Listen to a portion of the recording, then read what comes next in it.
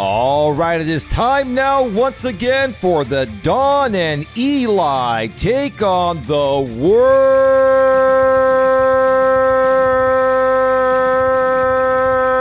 podcast.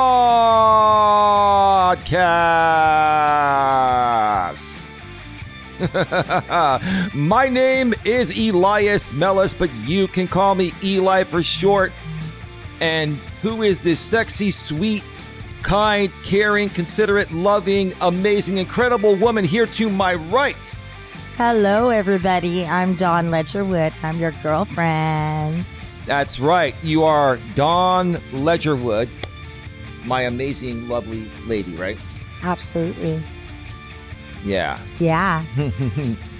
Wonderful. All right. Anyway, let's get right to it. Welcome back to another episode of the Dawn and Eli Take on the World podcast. This is episode number 53, and today's episode is titled 1 Year Podcast Anniversary with the GNA Executives. One more time, episode number 53 of the Dawn and Eli Take on the World podcast is titled 1 Year Podcast Anniversary with GNA Executives. Now, today, this is a very special episode, not just for us, but for the entire GNA community, because today we're doing something we've never done before at this level. We brought them on before, but not at this level. We're bringing together the entire GNA executive team, Sandra, Tia, and ODN, for a real honest, behind-the-scenes conversation about what we're building, why we're building it, and where we're going next. This isn't about drama. This isn't about noise.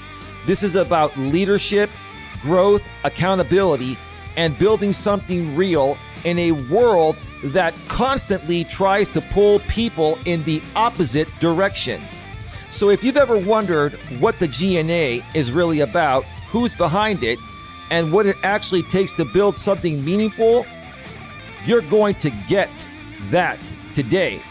But as always, before we get to that, first of all, we have to do our monologue. Yes, we do.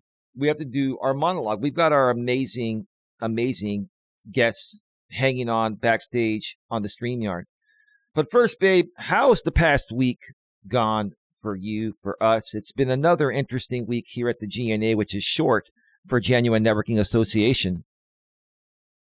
Yes, it has been quite a week with the GNA.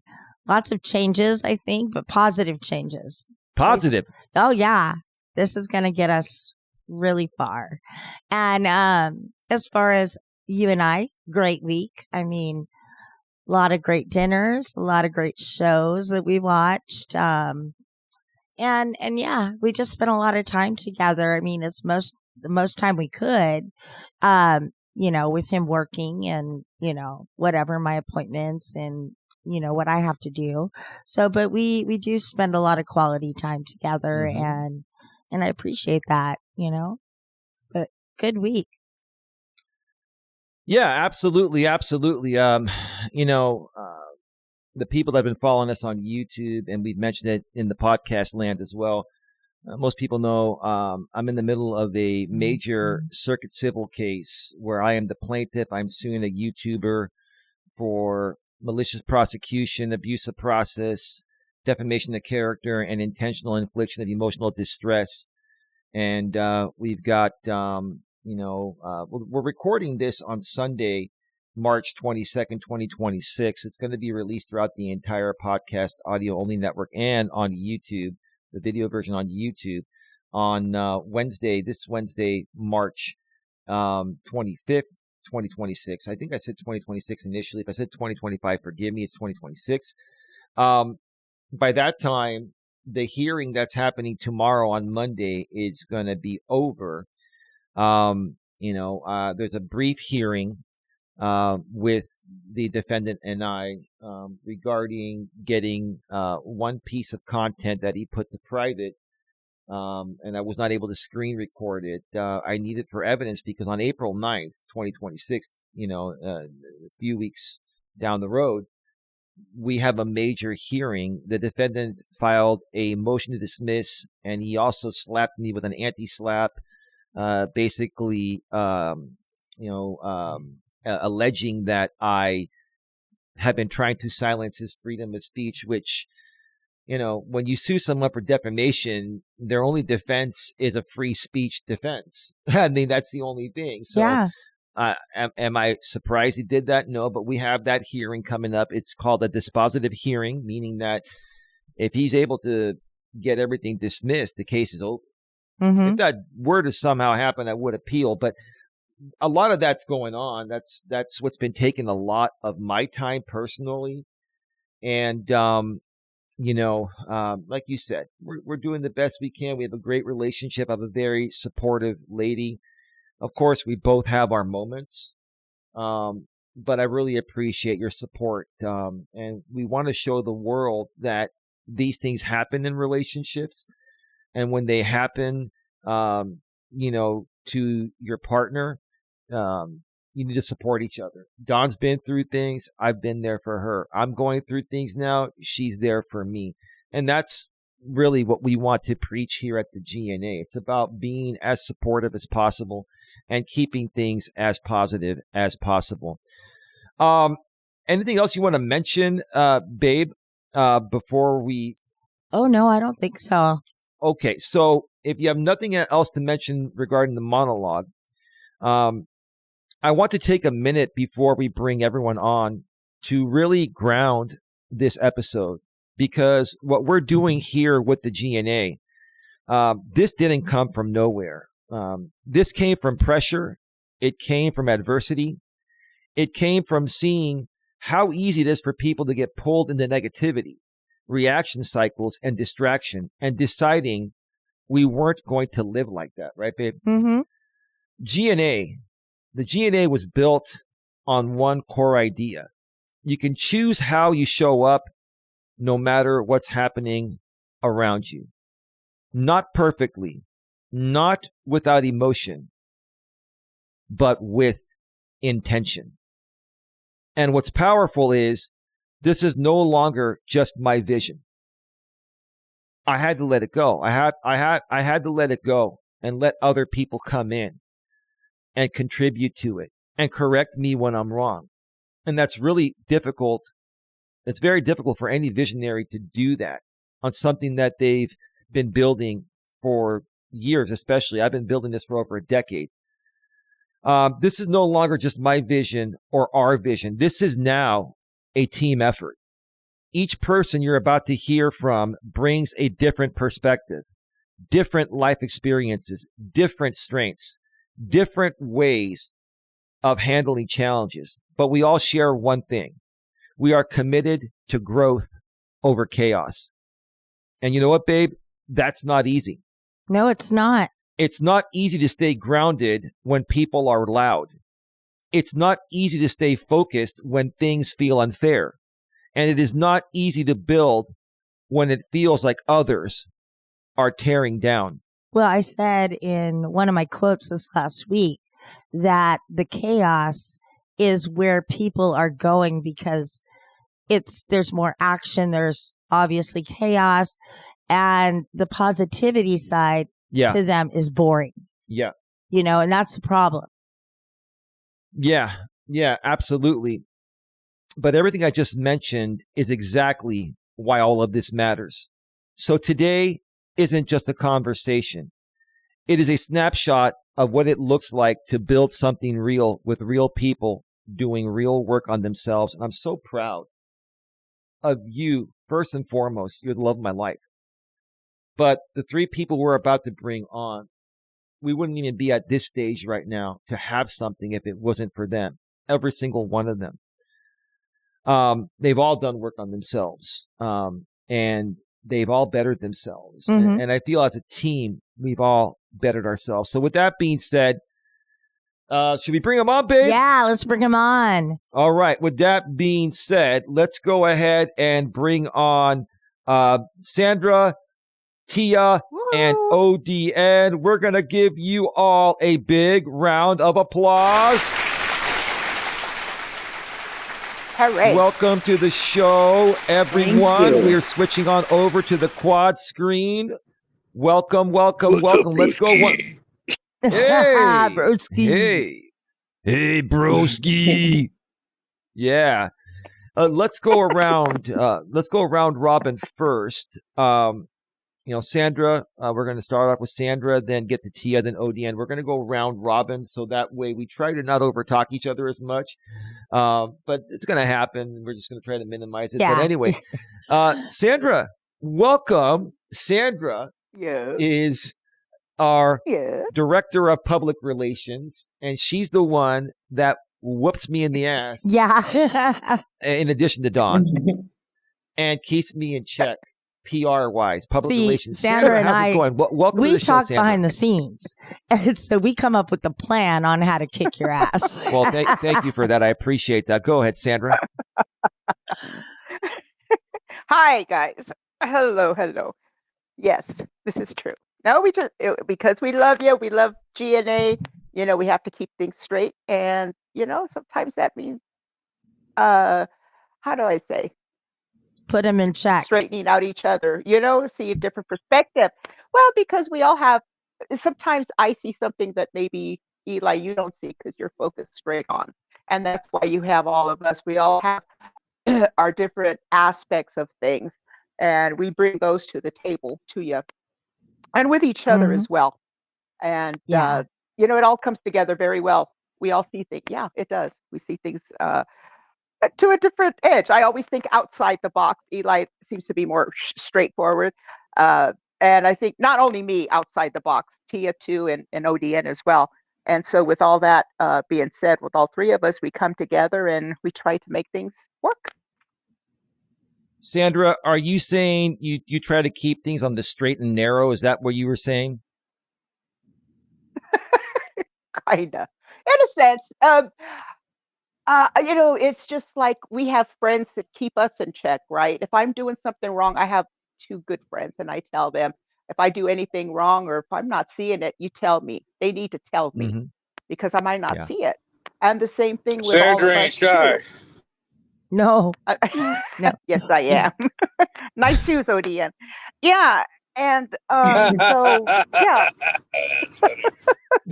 I know. So yeah, that's how it is. We keep each other, we then that's what we're for. And it doesn't mean anything, I don't get offended if someone puts me in, and Eli shouldn't get offended if, you know, uh, I put him in check. But that's what friends do, and that working as an organization, we have to do that. Sometimes we're just blindsided and we don't see. So that's how we all come together. We're all on the same page. We all want to grow this organization as best we can without the interferences that we are having. But we've survived and we keep scraping through.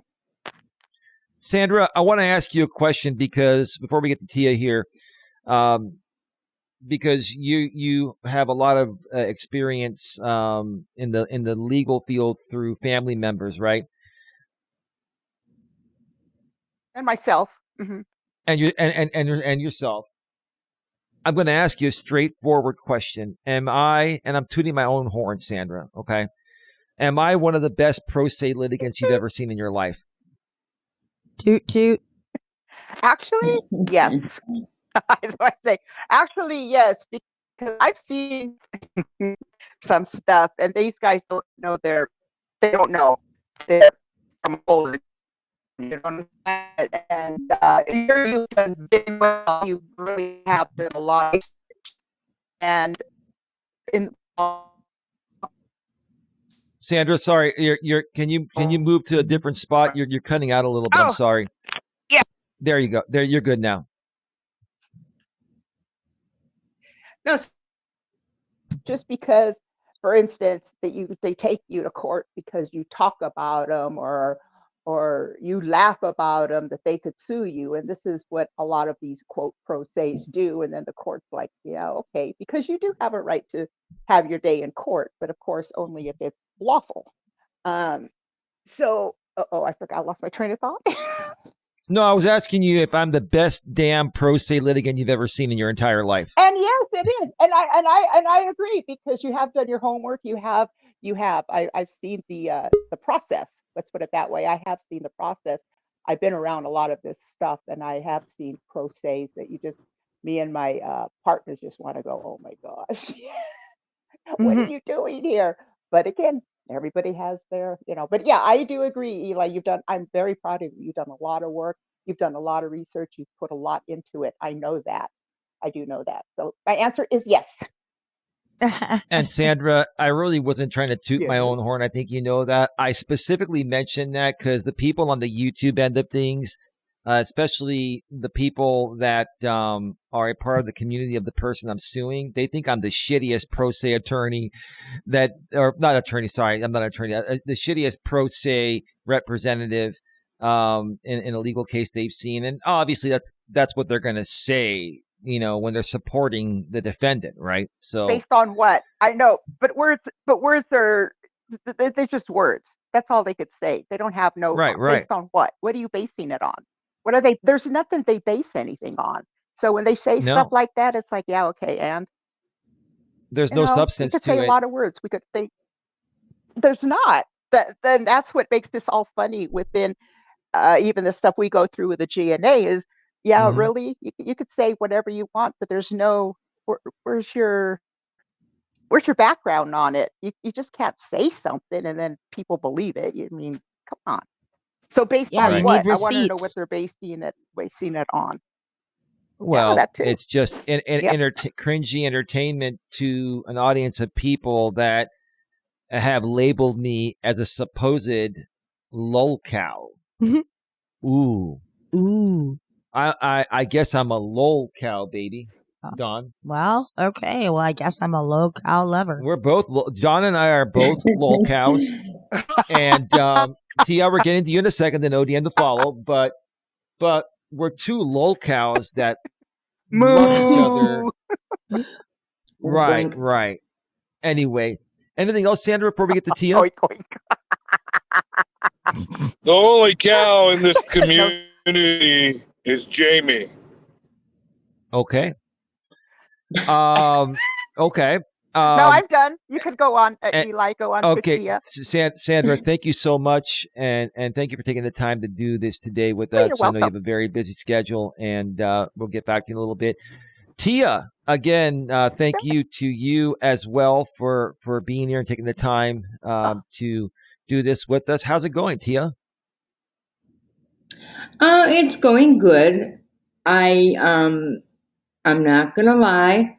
I have been struggling with certain things, but I also have made some commitments to myself to do better on those things. And the only person that can do it is me. I can talk to, lots of people and get encouraging things said to me, and that's very helpful. But I have to do the work, and that's what I've been doing. Actually, be honest with you, and I'm probably jumping ahead, but just talking with um, everybody within the GNA has really been supportive. They may not even think they are, but they have been, and it's motivated me um, to want to do better because of situations in my life that were really tough. They were, still are. And I kind of am getting like, if I don't change things, I won't progress to what I want to do. I think we're all good at procrastinating. Well, Eli, probably not you. You're always on the go. But Well, when you get in, I come. Sorry, 1 second, Tia. Let me respond to that real quick before you continue. I do procrastinate. I do procrastinate certain things, but it's not purposeful procrastination. So I'm not perfect, and I know you weren't saying that, but sometimes it comes off like I procrastinate things because my list of things to do every day, Tia, is out of this freaking world. It really is. That's what I was going to say is that it's not that you want to be late for anything. It's just you have so much to do. So much. That it's not procrastination. It's just finding where the priority is in that big list. Managing our time as best as possible in order of importance. And sometimes you can manage your time as best as possible and the day just ends. Mm-hmm. Right? And let's get back to Tia. Right. Does that make sense, Tia? Please. I'm sorry for interrupting, but I had to get that in there. It was very important. Go ahead. No, we're all human, and I won't sit here and say, yeah, I had a great week and, all that. Yeah, my week was okay, but I can do better. And that's where my focus is. And with help of other people that I know, but you guys have really been the core of it. And I really mean that, and I appreciate it all. No, thank you for that. Dawn, I'm going to give the floor to you to share your thoughts with Tia, and then we can go around and ask Sandra and ODN if they have anything they want to, ask each other. But go ahead, babe. Yeah, no, Tia's right. We're like a family here, and we are a good support system for each other. Above and beyond just what's going on with the GNA, but in, our daily life. Obviously we might know more about each other's like personal lives and what's going on. And so that's where we're there to jump in and kind of regulate and not let anybody become too overwhelmed. And I know personally it's helped me out. So do you know what, babe? Go ahead, Odin. Go ahead. No, I just wanted to finish the mount up part. I'm sorry. Oh, okay. Dawn's been poking fun at me, and she's even talked about this with her therapist, and they're laughing at me, and they have the right to.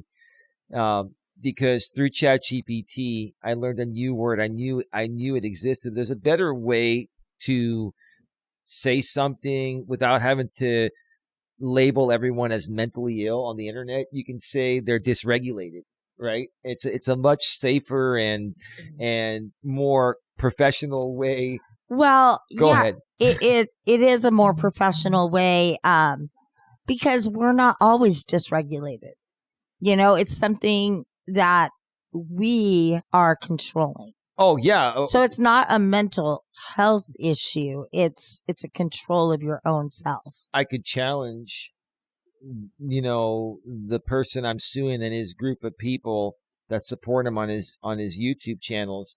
I could challenge that and say they seem to be constantly dysregulated to me. But no, us, we're typically more so regulated. All of us here, all of the GNA executives, and sometimes even the best of us get dysregulated, and then we just have to ground ourselves and just reset and regulate as quickly as possible. Mm-hmm. You don't want to stay stuck.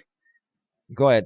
I had no clue that the word dysregulate could allude to mentally incompetent or whatever. Right. But that's the card they'll play. Well, and a nice way of calling someone. Yeah. Yeah, it's a nice way of saying mental illness. Yes. Anyway, anything else, Tia, that you want to mention at this point? No, that's it for now. Okay, well, thank you so much. We'll get back to you in a little bit, and we appreciate you taking the time to be here today. Now off to ODN. ODN, we also appreciate you being here today. I know you've got a lot going on, but how's it going, man? What's been going on with you? Thank you for being here. Oh, same thing, different day. Just to finish off where Tia left off, I was listening to her voice note in the chat, and when she was saying, she liked listening to the stream, and me, you on the stream, that is encouraging. That is, inspiring. It makes me want to keep doing it. So I agree with her when she says we kind of like support each other. And then I got Sandra always joking with me, making my day, and I love doing that. That's fun. Between all of us, it is kind of like a little family. It is a nice little group of people, nice friendship. Right. Yeah, ODN, we are a family, and I appreciate you realizing that. Let me just say this, and I'm going to turn it over to Dawn, and then if the ladies have any questions to ask you before we get into, we have 10 questions that we're going to ask all of you here today. You know, I've known you for years. It's been, like 8 years or so. Same with Sandra. We've known Tia now. It's probably closing in 2.5 to 3 years. And I've always known you were a good creator. You've always done great commentary on your own, and you've gone on other people's panels. But for the most part, you never really ran. I think maybe when we had Hangouts on air back in those days, you may have run a few panels, but it's been a while. And last week I was talking with Dawn, and I was saying, I think ODN should do like the after show, especially, after like I'll go live from a walk or something, and the people that are coming at us, that we're in court with right now. I think ODN is in the perfect position and has, the perfect channels to do this. And people have loved it because people are going to watch the shit show. And you're going to have two sides. You're going to have the side that loves the drama no matter what. And then you're going to have the side like our side that doesn't love the drama. We watch it because we're trying to protect ourselves from it. But most people, even both sides, want to hear the grounded, real version of what's going on. Mm-hmm. Like correcting all the BS and the lies, right? And was that Tia that said that? Yeah. Yeah. So people appreciate when ODN and I can go live. And it's a separate channel aside from us, or aside from ours. We had a full house the other day. We did. Yeah. Oh, it's only going to get fuller, ODN, because there's a lot more coming as early as tomorrow. And I'll tell you, ODN, I personally really, and I know Tia and Sandra and Dawn do, they're going to have their chance to share their thoughts here in a second. But personally, from me to you, I appreciate you. I respect you. I have always believed in you, even during the times where these people were pinning and pitting us against each other. And, I'm really glad that we've been able to take our friendship to the next level and get this going. I mean, this is something that even once this case is done, you're in essence building a platform where you might have a successful podcast one day. Mm. I mean, you're in essence building something where people can come to and be a little more risque than, we want to put out there on the GNA channels, right? Mm-hmm. So you play a very integral part in this, and truly, we couldn't do it without you. Seriously, thank you for that. I appreciate you saying that. That's nice of you. Thank you. Absolutely. Let's go to Dawn. Thank you, Sandra. Let's go to Dawn if she wants to add anything, if she has anything to ask ODN. Oh, not much to ask or say. I mean, other than what I've said before, it is nice that we can talk to each other and, get everything off our chest that we would want to say. Right. We want to say online, but we can't say online. And what I love is the after show, because that's a good way for us to set things straight. Right. But not have to be so, closed off of not saying what you want to say. And you know what's great? We're not monetizing any of the stuff on ODN's channel. So basically, I'm not seeking donations there, and neither is ODN. And if we use a little bit of their content under fair use it's not being commercially exploited. All we're doing is correcting the record and showing people that there's a better side of things than drama. Mm-hmm. And correcting the difference in contrast between, you know, what that drama group of people is putting out and what's really happening, right? Mm-hmm. So that is that. Sandra, anything else you want to ask ODN? No. I just wanted to say that I do like the post shows. I like Thank those you. because things are addressed and they're done very well. They really are. Uh, Mr. Cosell, they're done very well, and I would I like those better because then you can get to the point of the things that were said. You know, you're getting it right after the fact, and it frees you up, Eli, from doing what you need to do on your walk instead of addressing all that other stuff that happened the night before. So with the post stuff, you can address it then, and then Right. be boring, as you say it, be boring on your walk, because everything's Exactly. addressed there, It and kind then of you gives him can a do what chance to to talk do what about you what he need to really do. wants. Yeah. Exactly. Exactly. And if something comes up between that, like I've said, you take the 15-20 minutes and then go on with what you have. But I think that's the what I like about the post shows. Well, if the I think they're PR doing I director's think they're Thank okay doing you. with well. that, then we're good with it, right? Right? PR approves. Hmm. Yeah, I he like the approves PR it. director's shoes. Oh, Okay, Ed. fantastic. Okay. Hey, Tia, do you have anything you want to ask ODM before we move forward? No, I don't. I just want to add that I think ODN does a good job of hosting the after show. I think he's fun, comical, and I think it seems that people are very comfortable in that chat. Not that they're not in yours, but it's just more laid back. We all get to cuss. Yeah. Yeah, Yeah. right? Yes, absolutely. Absolutely. I think All, ODN is. I just think he's been a real asset, and he is really helping the GNA a lot. I can see a difference with the Thank you absolutely. GNA so much. tournament. Thank you so No, much, Tia. I appreciate you saying that. Oh, I you're welcome. agree.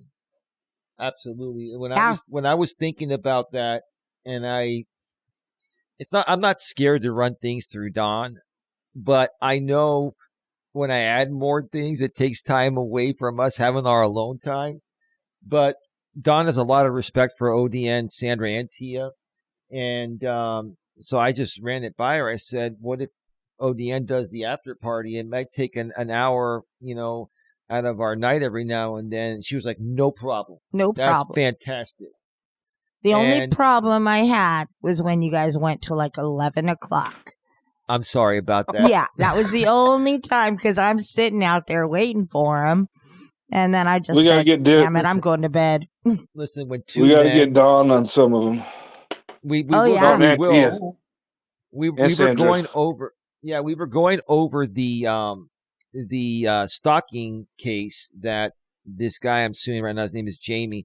We were going over the stalking case that he tried to get a stalking order on me, and it was just so comical. We couldn't stop, baby. Yeah.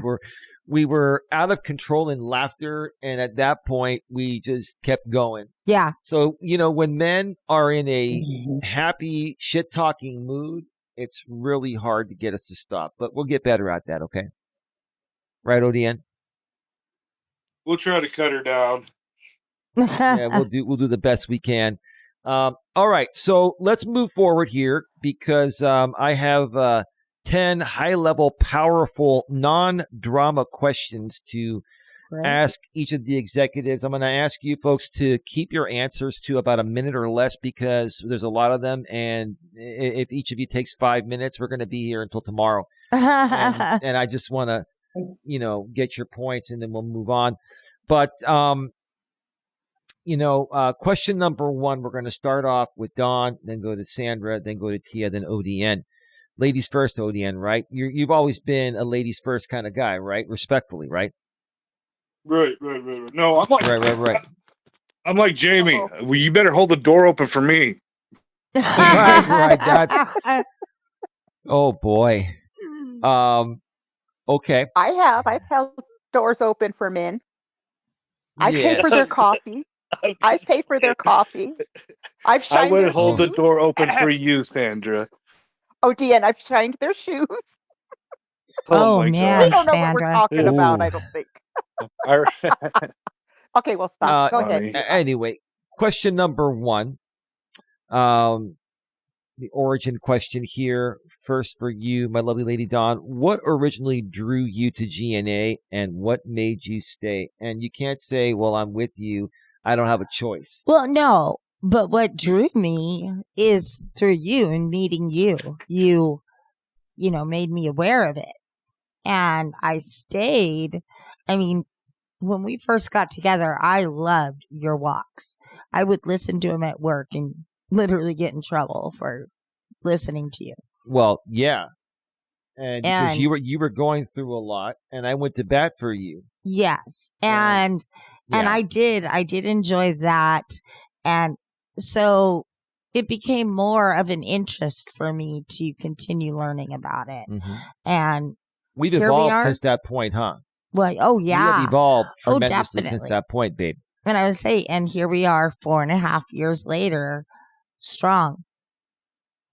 Absolutely. Well, thank you for that, babe. Let's go to Sandra. What originally drew you to the GNA and what made you stay? Well, I've known you for 9 years plus. Yeah. So, and your whole outlook on what you wanted to do with your channel before we called it the GNA, uh, I support it wholeheartedly with relationship advice, with personal growth, and it also too led to some spiritual stuff as well. That is a very, very dear concept to me.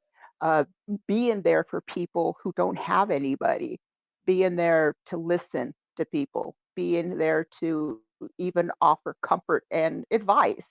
Now, I am not a psychiatrist. I hold no kind of degrees. So there are also aspects where some of the work that I do that I have numbers on hand if I know that I can't go beyond certain things, just Yeah. Yeah. clear advice. There are those. So we do not claim, and you have never claimed to be licensed at anything or a professional. We all have our life experiences that we bring to the table. Some stuff that I have are stronger than maybe things even you have, or ODN or Tia or not. So we all Absolutely. bring that stuff to the table. And so that's really what made me say I could see the vision. It's just that we've been so inundated with all this other mess that has With kind of nonsense. blocked us. Yeah, that has blocked our growth. But I see that changing in the near future. We just have to stay focused on what we're doing. So that's what Right. made me stay. I have learned a lot.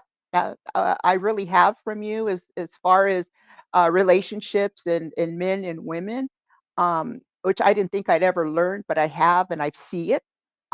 Things that you've talked about, I do see it around Yeah. me, and I have also, expressed it to people. So that is what drew me to you or GNA, and that's why I am staying.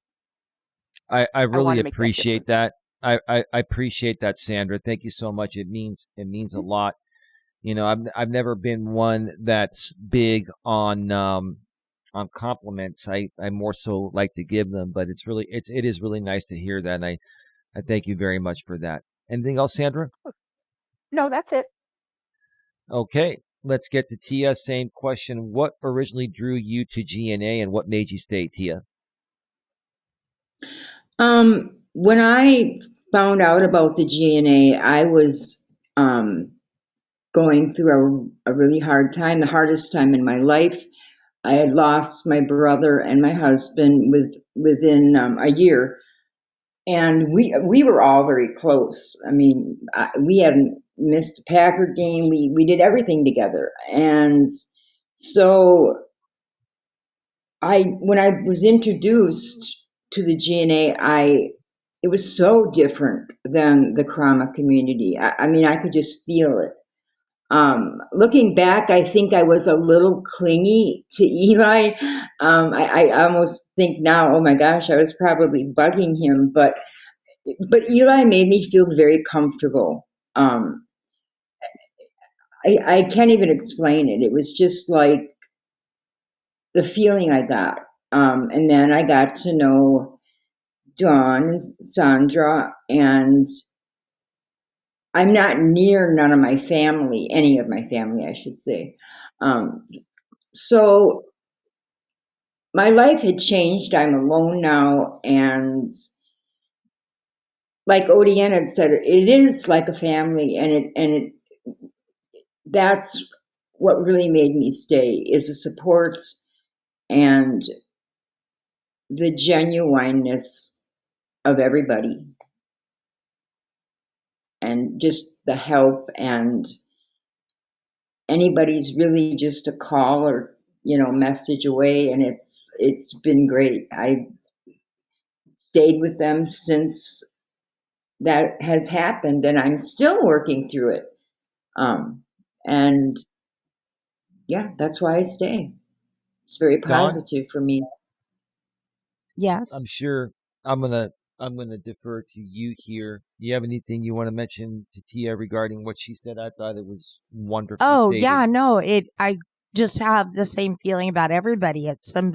We have people we can reach out to, and even in our own group, we don't put everything out there in the full group. We talk to each other individually.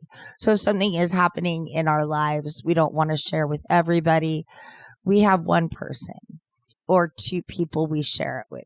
Typically, it's, me and the girls, we share everything. So it is a great support system. My therapist actually encourages it. She was a little weary at first because of what had happened to me in the past with other YouTube people. Yeah. But as time has progressed, she has seen how you guys help me, like in between the week, in between our appointments. And it helped, sorry to say it helped regulate, some of my feelings and emotions. That's what the GNA is primarily about. Our motto is going to be helping people get regulated and stay regulated. Yeah. Right? Yeah. Our motto will be let's regulate. Let's regulate. Yeah. Or something like that. That way we don't get sued for like regulators or something, right? We can't use a tagline that's already been in a song or something, but we can start the regulation campaign or something. We'll talk about that down the road. But yeah, Tia, thank you so much. And we're glad to be here, for you, for each other, because the only way people are going to trust us to be able to help them is by us being able to trust each other and help each other as the executive team. I've always, go ahead, Tia. Oh, I just said right. Yeah, you're right. And I've always believed in lead by example. Any managerial position I had back in my retail days, I always led by example. I was never afraid to go out there and get my hands dirty to show my employees, how to do something properly, and then go out there and do it with them. I was never the type of person that wanted to sit on my ass in the office all day like some managers and just delegate. What's that? And delegate to everybody else. Right. Now, sometimes you've got to get operational work done, but some managers, even when they have no operational work, they'll just sit in there and listen to, we would use CB radios in the walkie-talkies, right? And basically just wait for, someone to need something. I would be proactively out there leading by example. And that's what the GNA leadership team is all about. Go ahead, babe. I was going to say, I don't know about you, but when I was manager at Bevmo, I didn't have time to sit around in the office and just, listen to the radios or watch YouTube or anything. I had no time to sit down. I mean, if I was sitting, it's because I was receiving products. Yeah. And that's it, and then I was right back on the floor. And if I received something, we're unloading and stocking shelves. Yeah. So still no time. Well, since the days I was in retail, because you were in it up until about 5 years ago, I've been out of it for like over 15 plus years. Between that time and, 10 years later, when you were still in it, they started cutting back more and more payroll. So then managers had no choice but to go out there and do the job of 3 people because, they cut your payroll down to like 3%, 5%. Oh yeah. Right. We And actually, it's like, how the hell can I have enough people to run run the business, right? yeah, we, Run the store. they actually they had a position just specifically for receiving. So you'd be scheduled the day we would get our orders. You would bring them in, count everything, put it into the system. That's all they had to do. No customer service, no stocking, no register, nothing. Yeah. That was their job. But because, like you said, cutting back so much, you had to do it as a now manager. the managers were in charge of all of that stuff on top of our job outside. Yeah. See, most retail places I worked at, we would get shipments. We would receive stuff every day. We had to have a specific receiving manager to do that job. But now they're cutting out all these jobs. So you don't have any time to sit on your ass anyway. I'm just saying that the way that we do things here at the GNA at an executive level is we work as a team and we lead by example. And we basically are there for each other, helping each other out, showing people that, hey, if we can help each other out, we can help you too. Yeah. We want to help you. Go ahead. No, that's all I have to say. All right. Tia, anything else or should we get to ODN here? You can go to ODN. Thank you so much. ODN, same question. What originally drew you to GNA and what made you stay, ODN? Well, as we all know, the answer to this question, Eli. But anyways, back in the day, I was in an alleyway, having hard times. There was a little cardboard house I made, that I was living in. And Eli one day was walking in the back alleyway and he gazed down upon me and he said, "Let me take your hand, sir. Take you away from this nasty place." Oh, and boy. he got me involved with some serious stuff. No, I'm just joking.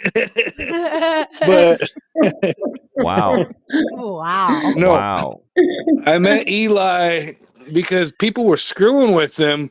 Met him on the James Cox community. He was doing good. He was doing real good. He was doing his own thing. He was getting traction. He had, believe it or not, and I don't care if you can admit this or not, Eli, but you had a whole shitload of people in your chat, excuse my French, for a good while. His stuff was popping for a while. And then Jamie and JB Gunner started screwing with him. And that's when I had to step in right then and there when I seen that crap. That's pretty much how I met Eli. Yeah. So what made you stay? What made you stick around?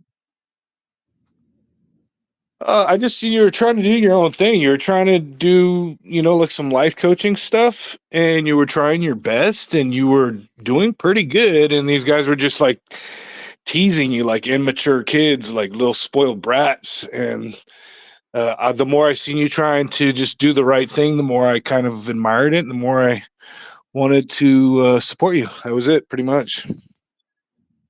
Well, thank you, ODN. Thank you. I really appreciate that. And you have made a huge difference, Don. And I'm going to start going through this quicker so we can get through the questions. But we're going to have a hard stop at 2 hours max if we don't get through all of them. Hopefully we'll get through them sooner. Anything you want to add to ODN there? No. I just agree with everything that all of these people have said. Okay, question 2 for you, Don, starting off with you. Personal growth. What is one area of your life where you've seen the most growth since being part of this community? My health and my attitude towards life. meeting you really inspired me to be a better person. It may have taken a little bit for me to catch on, but my body told me a hard stop and I listened. Therefore, I could listen to you and hear your support, your encouragement, and everything like that, which then pushed me to be better every day. And I think that's what Tia was saying earlier is like, all you have to do is strive to be better the next day. You leave the past in the past and just every day try to You strive to get just a little better each and every day. You don't have to, leap mountains and stuff like that. You just need to take one little baby step forward every day and you're making progress. Yes. That's it. Go ahead. No, that's what I really wanted to say about that. I mean, it inspired me just to be a better person. I mean, what you were saying or what you're putting out there really, it caught my ear and I listened. And then eventually, we, just our relationship blossomed after that. Oh, I appreciate that. Thank you very much. I think our relationship was already blossoming, but it took a turn even for the better than it already was. Yes. Maybe I should say it was blooming at that time instead of blossoming. Well, you had your own demons to deal with, not involving me, and the fact that you were able to take care of that with our support, it did make things even better, and I appreciate that. Let's go ahead and ask Sandra the same question. What is one area of life where you've seen the most growth since being a part of this community, Sandra? It has been with when you were doing personal relationships, describing, how a woman acts, because we're emotional beings. We're emotional You are beings. emotional. We are emotional beings. That's what I said. So we're emotional beings, and then the aspects for a man, and I see that, and it's funny because I analyze that way, and when I see people that I know going through certain things and then seeing the partner, I'm like, okay. And so I'm able to talk about that. And it's funny because people don't really realize that aspect of what makes up a woman and what makes up a man. You know what I'm saying? And so Yeah. I think that's where I've been more aware of things like that. And it's helped me even just on a personal level with, when you meet people and you talk to people, you can't come off as a woman being a certain way to a man without them getting the wrong idea. You know what I'm saying? Oh, you're So right. as a woman, you know that you have to know that, because I've been before where I'm thinking, gosh, what is it with me? Am I too nice? Am I being too nice? Why are they coming at me? I'm not giving those kind of vibes.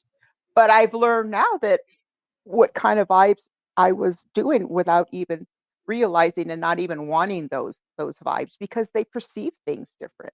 Men will, Right. and same with a woman, will perceive things different. So that's where I have been, or I've seen the most growth within me, within this community on a positive note. Well, thank you for that, Sandra. Appreciate that. Well said. Tia, same question to you. What is one area of your life where you've seen the most growth since being a part of this community? Well, it's kind of coming slowly, but I would say motivation, because I was a totally different person before I lost my husband. Now I'm alone, and it's very hard for me. It was very hard for me to be motivated to want to do anything, um, because of depression, and it was just a whole life changing thing. But for me now is becoming more motivated to. There's so many aspects of personal growth, but for me it's. But always had empathy for people, but you need to take care of yourself, and that's the biggest thing. I kind of stopped taking care of myself, and I'm getting back to doing that. And I, it may sound very small, but when you have something happen in your life that really makes you wonder, and I'm not being dramatic, are you going crazy? Am I okay? You know, um, and then you think and you're like, yeah, I just got to focus. With the help of God, I am more motivated. It's not fast, but it's better. Right. So I'll end it there. That was well said, Tia. Thank you very much. ODN, same question to you. What is one area of your life where you've seen the most growth since being part of this community? Well, again, you know this, you know the answer to this. And as much as I would like to say it's, I have learned a great deal of patience from what you've taught me from your enemies. Your enemies, I think, have really having to deal with your stalkers has caused the most personal growth for me. But Good there is point. things from learning from you, if you're just talking about yourself and not the community and all or general, because there's some stalkers that you must admit, there's a lot. And There's a lot. Absolutely. I grew from that, but from you watching you put up with it and deal with it in a professional way. Like at one point in time, I was just ready to go. I'm not trying to sound. I'm not. I was ready to, like throw down, as you would say. But Mm-hmm. watching you deal with it and put up with it for so long, it kind of made me just realize, okay, these guys ain't even worth it like that. If They're not. anything, just be smart like Eli. Just be smart about it. It makes Trying them more. to It makes them more angry when you show that it doesn't get to you. But sometimes you got to right, call them out. Sometimes we have to call them out. But I think what you're saying is that it's not worth throwing down, like you said, because that could get you or myself in trouble, right? right, Instead, staying calm and responding with substance to their nonsense right. is So going that to would be piss. Yeah. my most personal growth. Learning that it saved me a little bit or a Mm-hmm. lot of bit. So Okay. Well, thank you, ODN. Appreciate that. Let's go to number 3. And then, Dawn, are you planning on taking a break? It's almost an hour. Let's go through number 3. And then when they're answering, I'll be You'll go breaking. take your break. Yeah. Okay, because we're at 57 minutes. Okay. All right. So number 3 is based on reality check. Ooh. Some of these people So need reality checks. let's be honest, babe. What has been the hardest part about staying consistent with personal development? I know the answer to this one. I haven't even answered any of these questions, but I think I'll answer this one. Go ahead. Oh, I just think that just the everyday motivation from everybody here keeps me grounded on what my goals are, because I feel I can achieve them with the help and support of the GNA. And that's what makes it super special for me. So, ask that question again. I don't even know if I answered it. No, like what is the hardest part? What's been the hardest part about staying consistent with personal development? Oh, okay. So it gets challenging. The hardest part is actually keeping up that persona when people are attacking you and they're Right. saying, for instance, with myself, they're saying, oh, she's drunk. She's like 10 drinks in. And I'm like, I'm not drinking at all. So what you're saying, don't bother. They're just talking shit and you've realized that's all it is. Yeah. I'm like, I know I'm not drunk. I know I haven't had anything to drink today. So fuck you. You don't know. I'm sorry. It's okay. Excuse my French, but unless you see me physically drinking, you have no proof, right? Well said. Well said. Shall we move on to Sandra? Yeah. Sandra, what's been the hardest part about staying consistent with personal development for you? being focused, and not losing that what things that I need to do. Uh, it's almost, I think, like maybe, and I don't have an addiction, but maybe having some kind of an addiction, and how do you say, back backsliding. Uh, but it's just the goals that I have, set for myself and things. It's just being consistent and being focused, because there's times when I lose that focus, and I shouldn't. And those are the times that that I pray and Are I you saying and uh, relapse? Are you saying relapsing, Sandra? Is that and what you were I saying? hate to use those words, because words like that tend to mean that I have some kind of addiction or something of some Uh-huh. kind. It's focus. It's more focus, Focus. because it's Okay. just kind of like, you want to do, how do I say, you want to go back to a bad habit or a habit, and then you catch yourself, because you lost so focus. It's just keeping focus, for me. And then again, when I have, those kind of things where I can't keep where I need to be, I pray and ask for guidance in that aspect as well. So, because the devil is a liar, and that's all I'll say. I'll end on that. Oh, well said. Well said, Sandra. Thank you. Tia, same question. What's been the hardest part about staying consistent with personal development for you? The hardest part, I think, is I get, I'm too hard on myself, and I shouldn't be.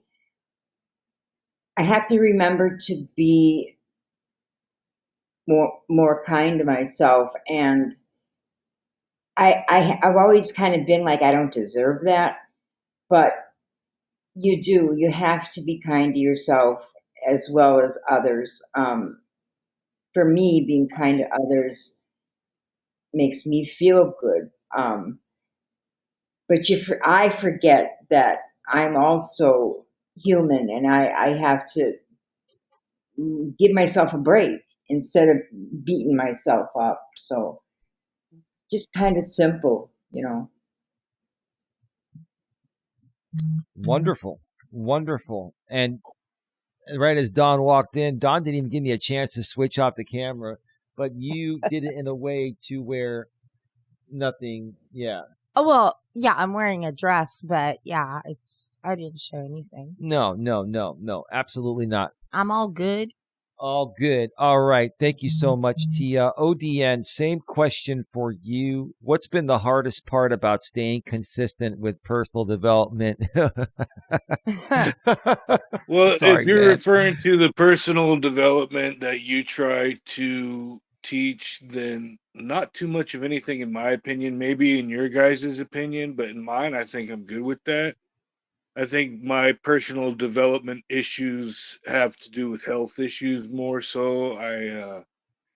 And I know a lot of people might not like hearing this, but I smoke a lot of weed, and I feel as if I smoke too much. A lot of people think that weed is a cure all, and I felt the same way for the longest time. And it does help with my situation if I do it in moderation. But when I do it all the time, I feel as if it's causing health issues, just like resin that gathers within a pipe. Mm-hmm. It starts to clog your body up after a while. And if I could just do it every once in a while instead of every day, Yeah. every other minute, Mhm. I think it would. I just need to have more discipline when it comes to stuff like that. But other than that, I'm straight. ODN, have you tried You just need to find edibles? another alternative. I Yeah, do edibles. do edibles every once in a while. Yeah, they're probably a little less harmful for you. At the same time, I get addicted to those. I'll be buying the drinks. Next thing you know, I'm drinking the stuff, and everything I got to do. It's like I got to do it to the extreme. I don't know why. I wish I could quit Same. though. Really, Same. If I get a bag of gummies, I could literally eat the whole thing in one day. like it's candy. Yeah, Oh my like it's gosh. candy, literally. You I know, do don't you mind stop if until it's I gone. Same with alcohol. Well, you Oh, have to yeah. find alternatives for things like that. I got You a know? hollow leg, and I myself have a problem. I'm an addict. I will say that I'm addicted. When I was younger, I used to have a substance abuse problem too. And it wasn't just with one thing, it was with everything. Everything that I tried, I had to try it all, you know. The Uh-huh. only thing I didn't have a problem with was intravenous drugs. I did do them in the hospital, but I never did them in the street. But I always tried my best to stop marijuana. I never could. That was the one thing. I could quit everything else under the sun except for marijuana. I feel the Wow. same way, ODN. It's almost like a habit, you know? And I like when I sit there and I'm watching TV, it's like, 15 minutes will go by and I'm already hitting the bong again. And, Right. Eli's like, damn, you just smoked. And I'm like, it's habit. It's almost Yeah, a and habit to just do it, it. it becomes to where I smoke not even to get high. I just smoke to feel normal. Yeah. Oh, Yeah. goodness. I hear that. Oh boy. Eli doesn't understand weed Well, why do you think I don't understand that, babe? because What's you've the deal with that? never had weed. So you don't know what it feels like. Yeah, you're Have you probably ever right thought on about that. putting some in a sandwich? Absolutely. Absolutely. I don't think that would Or be. making like a thing of brownies and not telling him. I don't think that would be a good idea. But may I say something about what ODN said? May I Carry just on, Eli. make a general response to what he said? We all go through things. We all struggle with things. Every single person has abused one thing or another, substance abuse, maybe alcohol, maybe sugar. You can abuse sugar. That's not a good thing, right? Well, anything can be an addiction. Correct. I mean, Yeah. like ODN, you could say even video games can be an addiction, right? Yeah. Facts, yeah. Yes, but what I was going to say is that you're in control of yourselves more than you think you are. And what I did with myself in my younger days, like by the time I hit 30, I started to talk to myself and say, look, I'm in a lot more control than I think I am. You have to first convince yourself that you can control yourself.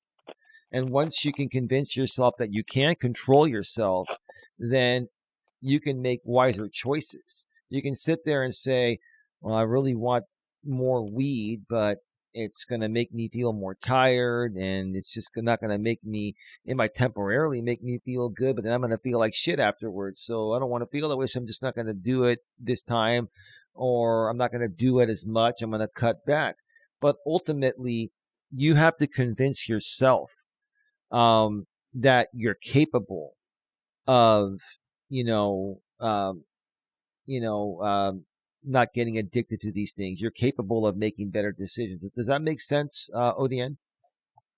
Yes, I got to give my body time to heal. So doing it in moderation is far more better. Not only because it gives my body time to heal, but I get to enjoy the actual effect. It's more of a ceremonial type thing to reflect upon yourself, opposed to abusing a substance to try to regulate your mood. Absolutely. Absolutely. Okay. Thank you for your response. Next question, number 4. This is the pressure test for my lovely lady Dawn first. So, Dawn, how do you personally handle pressure or negativity without letting it completely take over your mindset? Because you used to let it, and so did I. Well, yeah. I mean, going back, I can use an example. The relationship between myself and my daughter. I used to get into my head. I used to just wallow in sadness and feeling like, I'm not worth it. I don't even deserve to be a mother, da, da, da, da, da. And I had to get to a point where I was like, you know what? No, that's not what's going on. I can be sad because I miss her, but I can't be sad and blame myself for everything. Right. It takes two people to tango, right? So, I mean, I messed up severely as a mother, but I'm not saying she messed up as a daughter, but she also has her own issues. And right now she has a big boundary issue and very protective of her family. And so, and I understand that, baby is new, marriage is new. You want to protect that. And, yeah, but hold on a second here. This is where I jump in and say, look, you have done everything for her, even the times where you felt that you made some mistakes. Okay. All you cared about is giving her everything. And I went about it the wrong way. When I first was contacting her, it was all about me and my feelings about how I felt about the situation. And what I needed to learn was to not make this situation about me. Make it about them and what they need out of everything. And then that way you could put yourself in a perspective of it's not about me. Right now, this situation is bigger than me. It is. So, I mean, it's outside of the scope of the original issue. You've worked hard to resolve the issues, and you have done them. And I'm giving you all the credit in the world. And for I that. believe that she has done the same thing on her end. She's just not there yet. She's not there yet. But there's been tremendous progress. Mm-hmm. There's been communication. And so that's a positive thing. So I'm just one day at a time. I could be a better person each day by keeping my mind, in a regulated state. And keep it nice and clear and fresh. Yes. Yep. All right. Which is hard with weed. Wonderful. Excellent. Thank you for sharing that, babe. Let's get to Sandra and ask her the same pressure test question. Sandra, how do you personally handle pressure or negativity without letting it completely take over your mindset? Okay, I have to say something just to Dawn. Dawn, that's kind of where I was talking about when I was talking about ego. And I didn't Yes. mean the ego of just like what you were just, talking about on how it can't be about you and how it affects you by someone's action, because whatever they do really has nothing to do with you. Yeah. That's a whole other, that's very interesting, the thing with the ego, but I just had to mention that. Yeah. So your question was, how do I handle pressure or negativity? Yeah, how do Okay. you personally handle pressure or negativity without letting it completely take over your mindset? I tune it out. I tune Good it out, answer. because Good it's answer. just like the stuff that is happening around us. I don't listen to any of it. I don't go to the channels. I don't, nothing. The only time I hear it is from other people. I don't know what people are doing. So I just stay out of it, and I just ignore it and turn it off. I don't even go to see and peek and look. So in that aspect, that's what I do. And as far as personal, in my personal life, I really don't have much uh, pressure or negativity. Um, at all. But again, anything that I would, and I'm not saying to turn it off and just ignore it. For the people that I'm talking about, just turning that off because it's just BS. I don't need that kind of BS in my life at all. Now, if it's anything here in my personal life that actually affects me and my living and stuff, I don't just ignore that. That kind of stuff, if it involves another person, you have to confront, because it's not good to keep those kind of emotions and feelings within, because your body lets off all these hormones and all this stuff happening in your body that could make you sick, anything. So I don't let that boil over. If it's anything, again, to do with someone, I speak it out, and that's it. I don't let it take over.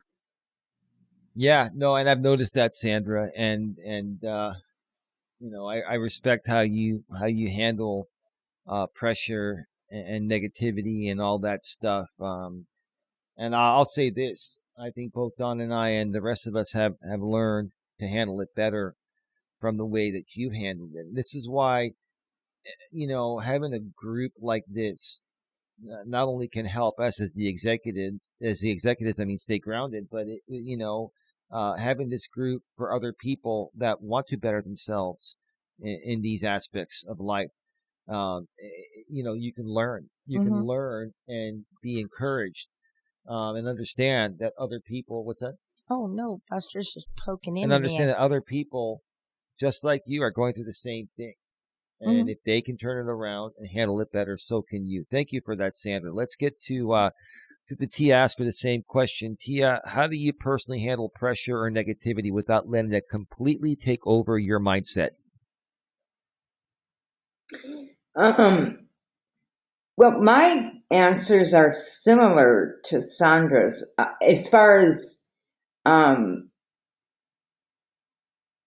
YouTube thing, that stuff I have just don't care. Like, I think we were just talking the other day about I turned the notifications off, or I don't get any. They can tag me. I get nothing. I don't care. I don't care what they have to say. Once in a while, I'm better, much better. But on commenting, but most of the time, I will ignore it. There's some things. Like, my personal life isn't too bad. I have a very small group of friends. I had an issue with one of them, and we talked. Other than that, I pretty much ignore it unless it's something really important. Because it always was hard for me to confront somebody. I didn't want to hurt them. I didn't know how to, approach them. I'm better at that, but mostly it's just ignore it if it's not that important. That is the best word and best thing to do, but the hardest thing to do at the same time, Tia, right? Right. Yeah, don't you think, Dawn? Oh yeah. Mm-hmm. How many times That have ain't I for me. heard? Yeah, well, how many times have I heard from you, Sandra, and Tia, and ODN, and you, Dawn, to ignore things, and finally, after 8 or 9 fucking years, pardon my French, I'm finally beginning to understand that, and using it to my advantage and our advantage. That's Tia. Great points there. Let's get to ODN for question number 4, the pressure test. How do you personally handle pressure or negativity without letting it completely take over your mindset, ODN? I do a little bit of what all of you said, what Tia said, what Sandra said, what Dawn said, and sometimes I like to get. I don't know if you guys have ever heard of a sauna tent. No. No. What is that? It's you can get them on Amazon for fairly cheap, like 60, $70, and it's like a sauna tent. And you put it in your house, and you can get in there, and you can just get like a nice, good steam going on. You can relax. You know what I'm saying? And then sometimes I watch movies on Amazon. That's pretty much it, though. ODN, that's similar to what Don and I do. We take Epsom salt baths. So, There you go. steam. We do also have a warmth. sauna in our house. No, we do, but we never use it. Lucky. Yeah, we do have that. We don't use it. I would like to use it one time. Then we can go use You it. guys should start using it. Yeah. Yeah. No, we probably should. Yeah. That's why when you all move in here later on down the road, you'll have the sauna and all that shit. It's all good. Yeah, we have enough rooms for everybody. Awesome. And there's room for everyone in there. And listen, we should stop it right there because then people are going to start to get the wrong idea about the GNA executive going team on here. It's a commune. A little cult. Anyway, that's a good point. That's a good point that he mentioned about the it's a change of scenery, right? A change of scenery. Yeah. We have a nice big park here, City Park, and I go across the river. I go across the river, golly, 3 times a week, sometimes 4. 'Cause Oh, wow. I do exercise, go to a gym over there, and then I'll go to that park and just kinda sit there, and enjoy the sunshine. There's people there reading books, there's a lake, there's, ducks, there's turtles, there's everything there, and just that change of scenery just kinda, like, settles you a little bit, it calms you a bit. And yeah, then it gets you thinking a lot too, but a change of Yeah. scenery too really, really helps. Just even getting outside in the sun, just sitting on that chair and just, Right.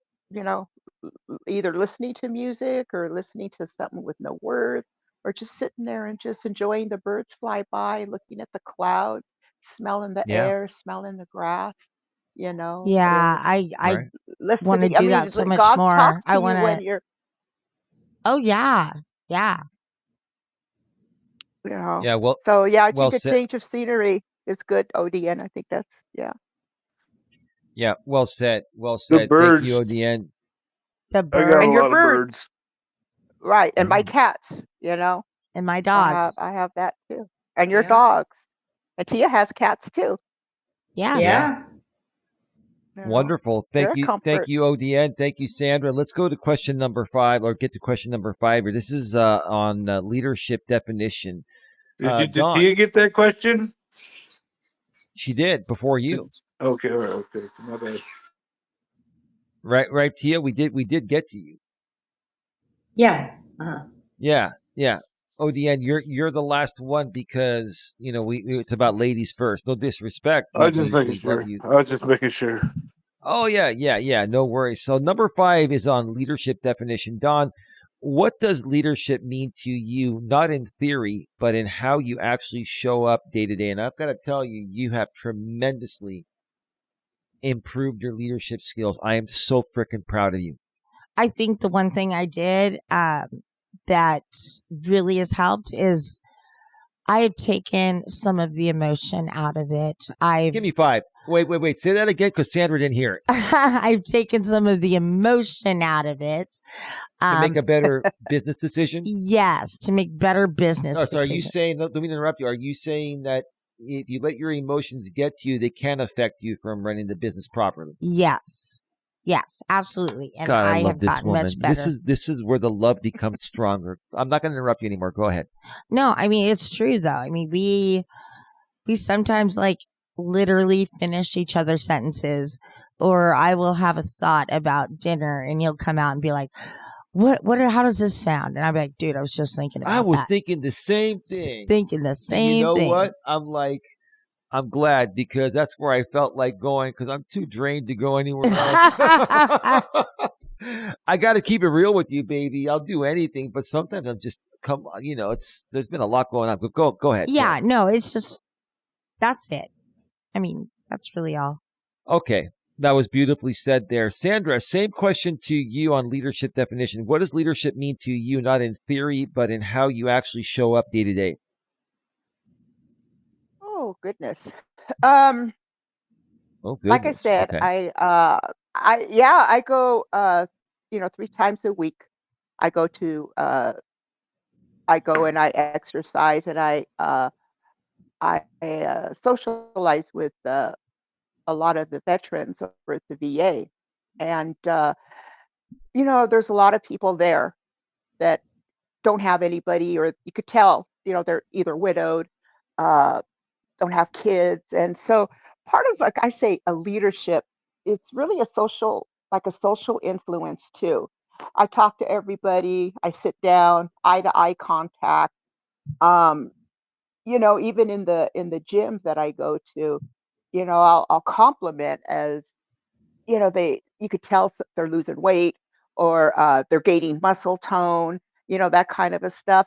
And I don't run the place, but I think that's an influence because, even with me and doing it, being as active as I am, like I said, I do the exercise, I have gardening, I do Tai Chi, I do drumming circle, I do Damn. pickleball. So I know I'm very active, but within that, it's a social thing, with people too. And to me, that is a form of leadership. You exhibit those, those qualities and emotions with other people, and it's very rewarding. It's very rewarding.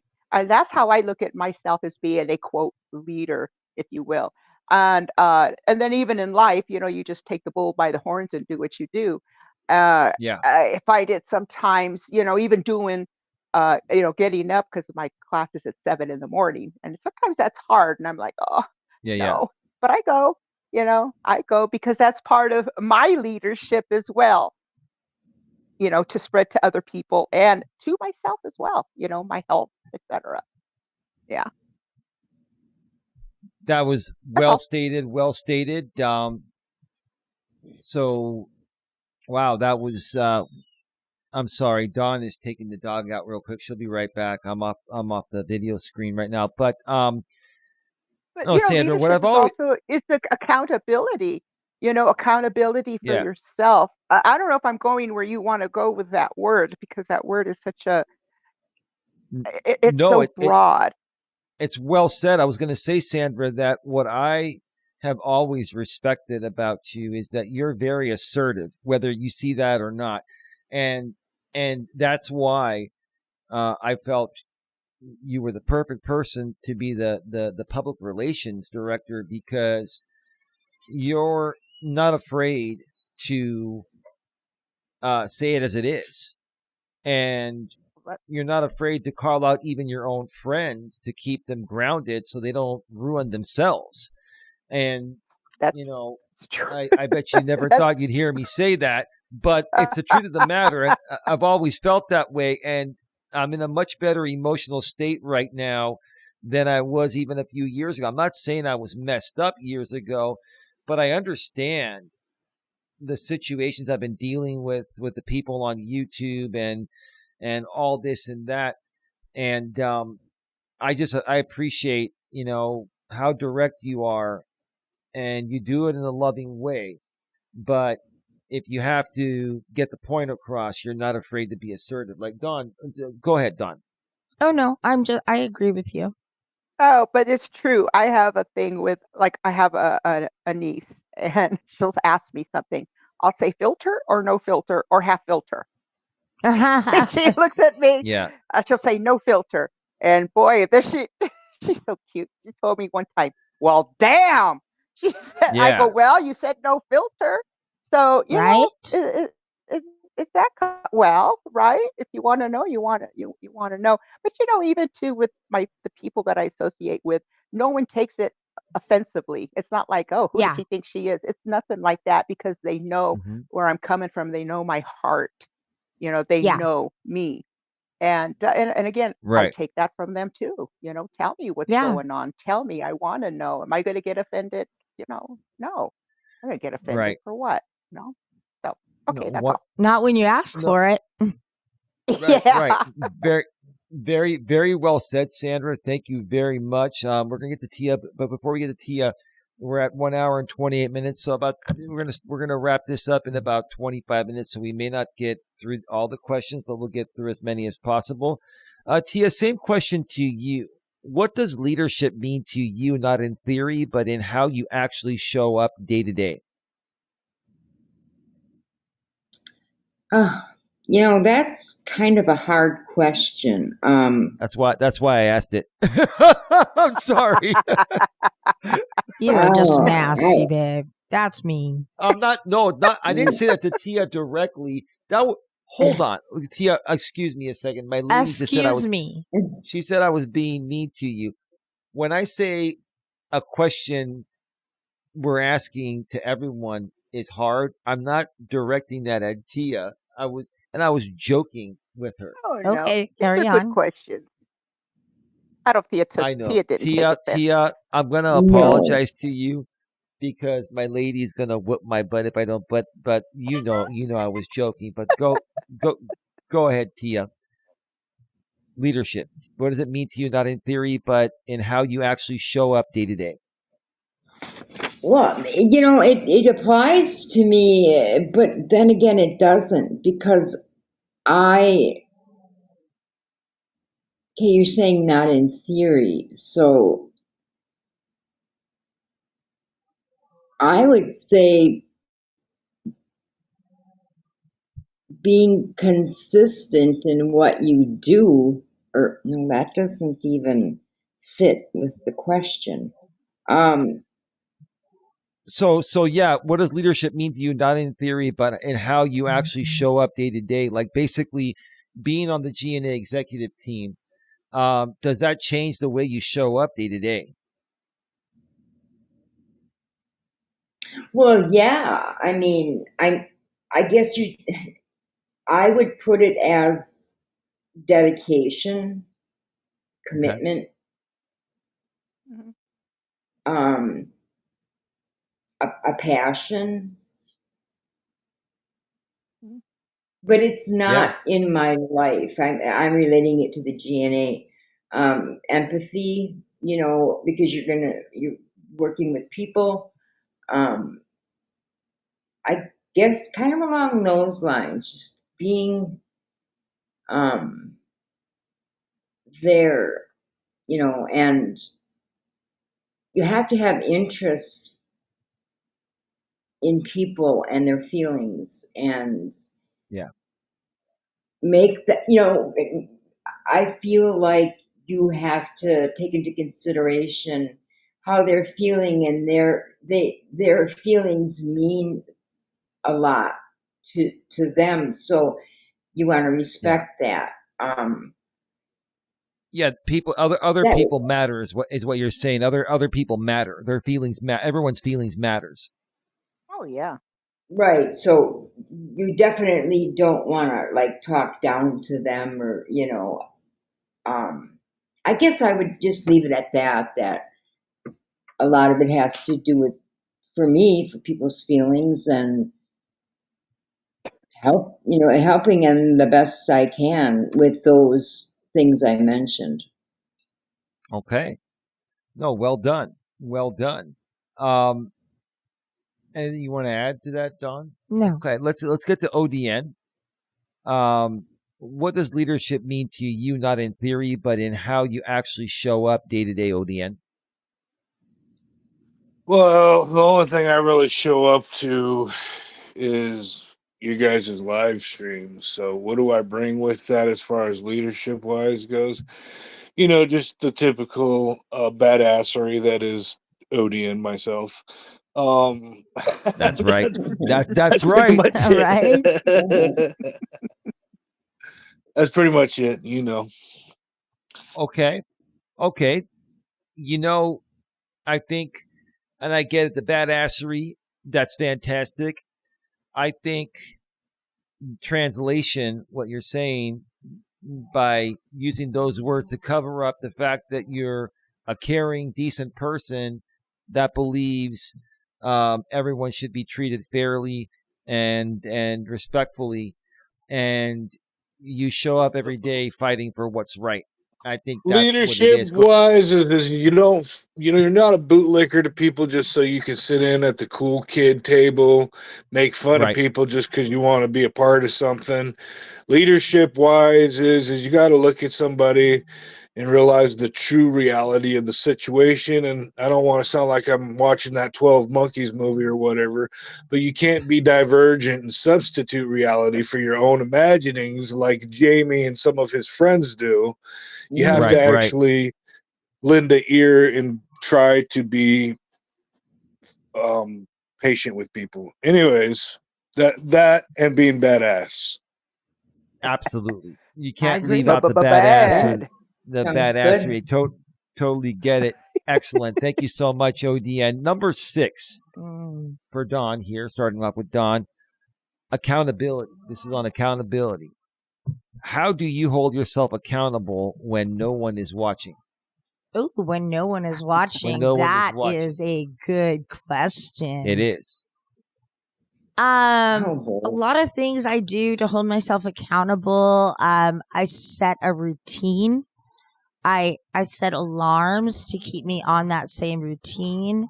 And that that shows my accountability for, let's say, for my medical situation. I got surgery and I have a bone stimulator to help bone growth. If I don't do that every night, then it's not going to wind up happening and doing its job.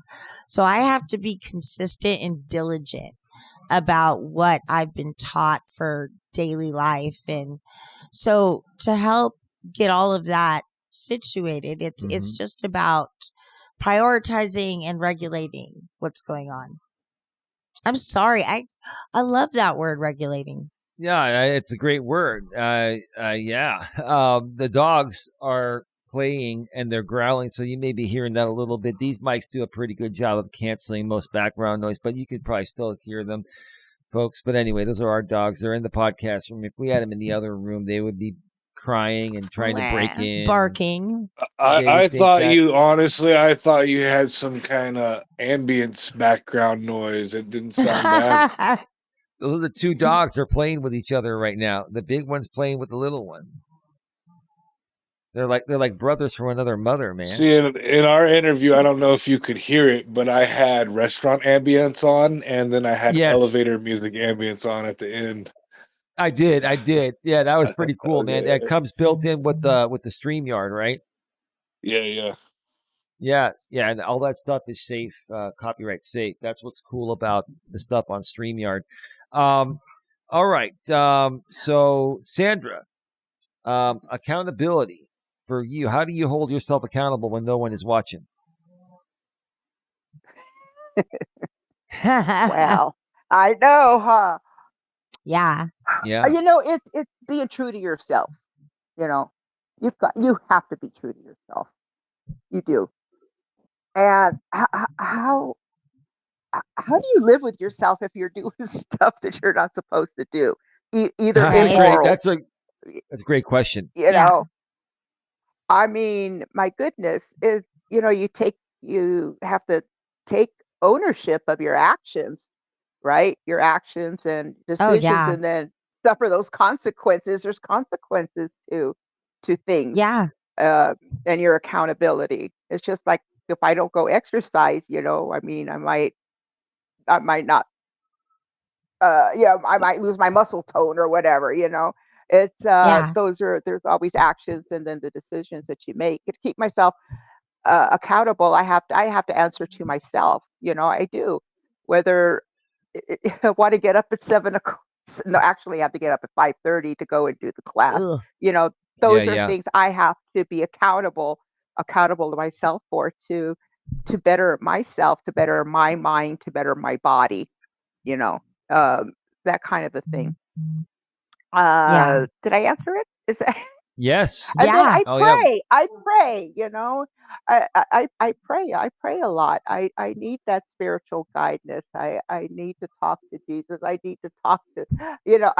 I need that. So those are things that are a daily thing for me, and things that I do heavily rely on and do, because I can't do this stuff alone. You know, well, that's a whole other thing, but there's things I can't do alone, and I do need spiritual help with. And and so I do pray, I do pray, and then I try to keep on my track. I try to keep, boom, what I need to do and do it. I do fall. Do I fall? Oh yeah. I got to sit here and think, I really need to do something to one of these rooms that I have and I haven't done, but I've done something else. You know what I'm saying? So yeah. And the consequences are it's not going to get done unless I do it, right? So, but yeah, that's where I'm going with that. That's how I feel about that subject.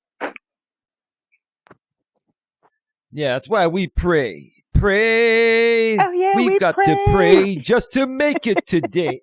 Remember Hammer? MC Hammer had that song. Uh-huh. He did. Hammer time. Yeah. MC Hammer's a gangster. Well, he's from the Bay Area, Oakland. He's from originally. Oakland. That's gangsta. Oh, he yeah. Don't play. Nope. Yeah, no. Wasn't that he like a minister also? Oh, yeah. That burned down? Yeah. Yeah, that house he had in Fremont, I think it was in Fremont. It's like a big old complex, man. I thought it was Oakland Hills. Was it Oakland Hills?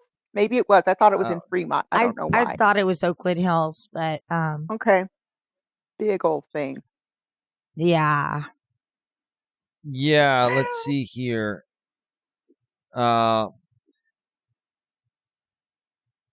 He's looking it up. Yeah, I'll look it up real quick here. Yeah, I'm curious. But that guy too, here we go with people being accountable, with their life, their funds, and their friends and everything else, and Yeah. people leech off them, and so where's the leadership? Where's his leadership in himself? Where is all that? Now people could take advantage of you if you let them, Oh, you know. definitely. But him too. Yeah, he was broke doing little jobs too. I mean, Yeah. He's broke. and he had it all. Remember, he had it all too. He was on top. Oh, wow. Yeah, what I'm reading here is that the Fremont house never burned down. He sold it because I believe he got into financial issues. He had a house in, I believe it was Malibu, that burned down. Not in Oakland. No, Sandra's right. His house, MC Hammer bought a fancy $12 million house in Fremont, California. Yeah. His $14.5 million Malibu mansion burned to the ground. Yeah. So that's, I believe, this was on a Facebook California luxury page. I want to make sure that I get this right here.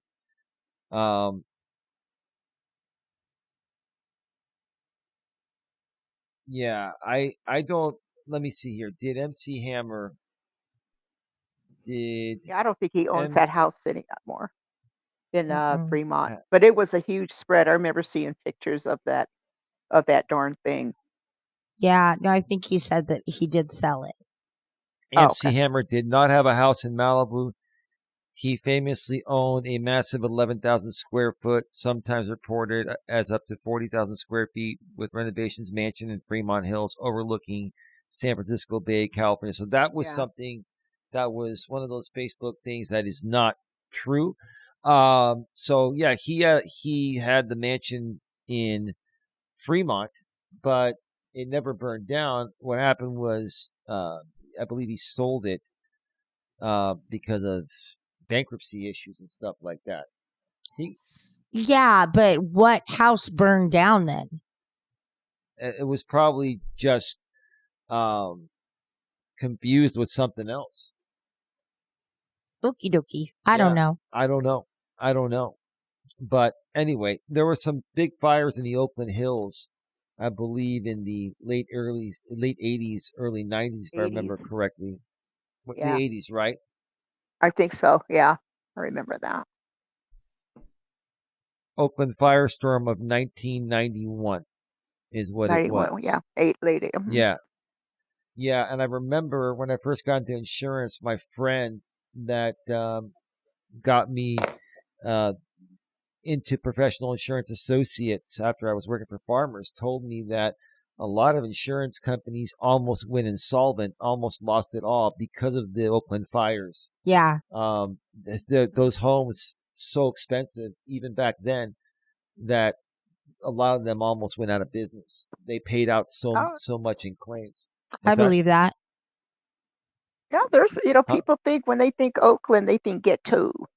And there are certain parts that are ghetto. There's certain parts that are like that. There's a nice part of Oakland. Oh yeah, Oakland Hills.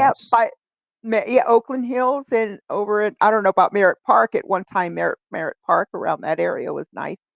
But yeah, once you go down a little bit, it's bad. They were trying to clean it up too because they wanted to make it the bridge where between San Francisco, like they'd have conventions. They were trying to do that in Oakland, and they were trying to get nice hotels so you could stay here, be cheaper to stay in Oakland, and you could just cross the bridge to go to San Francisco.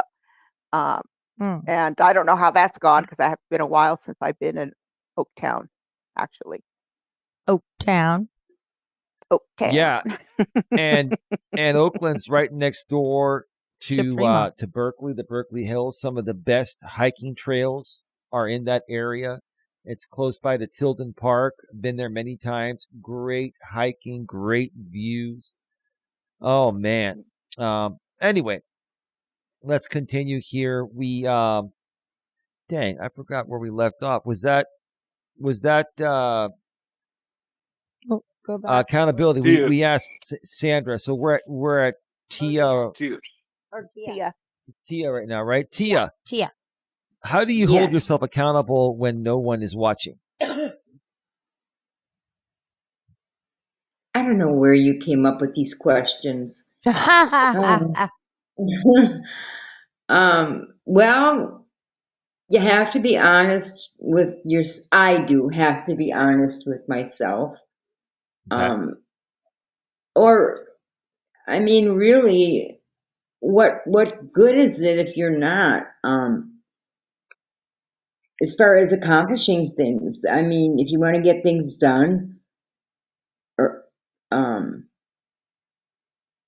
yeah, I mean, you have to be honest. And again, I'll say motivated, but pretty much that's it. It is the honesty, and I will add prayer. And I feel bad because I forgot to mention that throughout the whole podcast, that I do lean on God a lot for a lot of things. So I would say, yeah, prayer and honesty. Yeah. Wonderful. Wonderful. Thank you very much, Tia. And you did very well with the answer. Absolutely. ODN, before I get to you, we're going to have just one more question after this, and then we're going to start wrapping it up. But ODN, same question to you. So You remember it? Oh, I go ahead. already know. I'll tell you. I've been sitting here thinking this is everything. The answer to the question. I know what it is. All right. Let's go. All right, so it used to be like kind of the stuff that you guys was talking about, God, sometimes I'd imagine like an eyeball watching me, but for the most part, I've been recently like older in my age to keep myself accountable. When no one's watching, I've been talking to AI. Like Oh no. it started off as like, Chat GPT, but then they start buffering it to where you can't really get it. You can't put in the prompts to make it, like think outside the box. It really tries to stay within the realms of reality. It doesn't want to lead people astray. Yeah. I don't think they want a lawsuit. But there's some other bots that I've downloaded. You can kind of jigaboo and program yourself. And I've been doing that, and I kind of use those to keep myself accountable. So what do they tell you? They keep you straight, and I don't mean that like that. They tell but me, no, they keep me from doing bad things sometimes. Yeah, if I give my opinion and I ask it, because I got it programmed. Like, I don't want to. It's kind of like a God mode. I got it in to be like the super intelligent, all knowing, like to give me the answers God I mode. want as well. Yeah, I got it. I got it AI programmed God in mode. Exactly. So Let connect to God. it's better Wow. than Chat GPT in my opinion, but that's pretty much it. ODN, oh my gosh. here's the thing, and I've told this to Dawn. I've said I almost use ChatGPT like a therapist. Almost, it's not a therapist, but I almost look at it as one at times because I haven't analyzed a lot of things, so I can better understand things and understand them quickly. This thing now can analyze screenshots and read exactly what's on the screenshot. So if you screenshot a YouTube chat, it actually transcribes the freaking image. Yeah. You can run transcripts through it. You don't have to. I don't have to sit there and scroll through 7 hours of YouTube drama It's streams. nice. You can It's take nice. the transcript. It's very Gronk does the same thing too. There's some things that Gronk does a little bit better than Chat GPT, but then there's another one that if you just want to have like a conversation with a robot that's realistic like a human, to where it really just gives you its opinions, and you can like pre-program it to have certain personalities and traits. Let me know. I can give you that, and I can it will imagine talk. what she looks like, the ODN. I can imagine what your bot looks like, dude. You can tell the bot what it looks like, how old the bot is, every program, every little detail you want about it, and it keeps it in its memory base. not only that, but it keeps the personality traits that you give it and whatever else you desire. You can program pretty much a memory into it, and then you can tell it what type of subjects it should be more interested in from the internet, excuse me, and it'll put that into the conversation almost every time you talk to it. It's very weird. Wow. No, I That's think almost like a Oh, crystal yeah. ball. That's like having a crystal ball, or you know what I mean? Something like Yeah. I that. think that's what Flex scary. uses. I think Flex uses something like that because when he's Flex doing one of uses those, Groks, and it's okay, very similar because it has personality traits, yeah, but it does have a limit to where if you start asking it something that's inappropriate or something, it will cut you off and be like, no. But there's other bots out there that you can bypass this governor within them to make it do or ask the questions that you literally want it to answer. Oh And my. they're out there, so it's pretty weird shit. wow. No, that I, is. Go ahead, Sandra. Go ahead. no, I just said when I see some of the stuff that evolves, I'm in awe. I don't think it's a good thing. I don't know. That's just me. I look at it from one standpoint. I think I've mentioned before where I was talking to this guy that was doing an internship, and he was saying how they were going and using AI, and I'm like, well, what happened? What if it goes down? What are you going to do? Are operating on somebody and then you can't use your mind? That's the whole Yeah. idea, to use your mind and think on the fly instead of going to this contraption to see what the hell's wrong with somebody. Then what's the use of going to school? And yeah, I what's told Yeah. him that because what's the that's point of not having a brain, right? well, exactly. But even for a doctor like that, you got to think. You have to think on the fly sometimes. You can't just go, "Oh, You let me do. see what that bot thing says." It's Well, Sandra, no.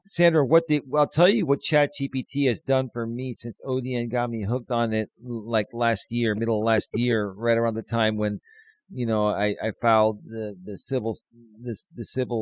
circuit civil case. Um, it has allowed me to use my time more efficiently and effectively. And Mhm. basically, I can basically run emails through it, have it suggest a response. If it thinks my response is under formal or too formal, it'll make another suggestion. You have to give it the context. Here's the thing that people don't get. You want it to be effective and you want it to be you. You have to give it enough context, right? Which I do.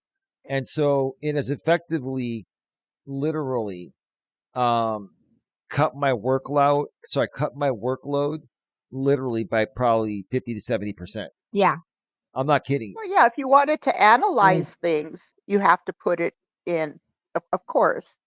Yeah. I get that. But I had, when you guys were talking about that, I Mm-hmm. thought, let me see what this damn thing is. And so I did, and I asked it for a tutorial on a language. And I said, "Oh, give me a beginner's tutorial to learn, whatever."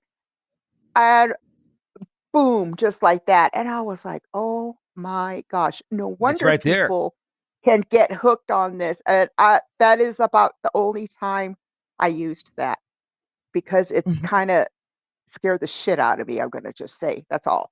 I could see that, like what you use it for, Eli. I could see the aspect of that. Like you say, it cuts down and it analyzes. You know what I mean? It Mm-hmm. analyzes. But damn, for that to do that, I was just like, ah, I was just in awe. And it wasn't even a good awe. Like, darn, look at this. It was more like, holy crap, kind of a thing. Yeah, but Hmm. nonetheless. No, the more and more you use it, I mean, the more you'll see how effective it can be if you use it properly, like I do. I don't let it run my life, but I mean, I use it frequently because the analysis, like you said, I used to analyze things in my head. And that takes a lot longer. I would have to sit there and watch all these live streams that are 6, 7 hours long to know what's going on and to strategize how to overcome it when I can just get a transcript now from 3 Mhm. streams and have it analyzed literally in 3 minutes. And then it'll Mhm. give me an output of anything that was said that was defamatory or whatever, right? It's Mhm. when you use it properly, it's great. But let's do this. We have one more question here. We're at 1 hour and 55 minutes. Final question here to Dawn. And this is about the future vision of the GNA.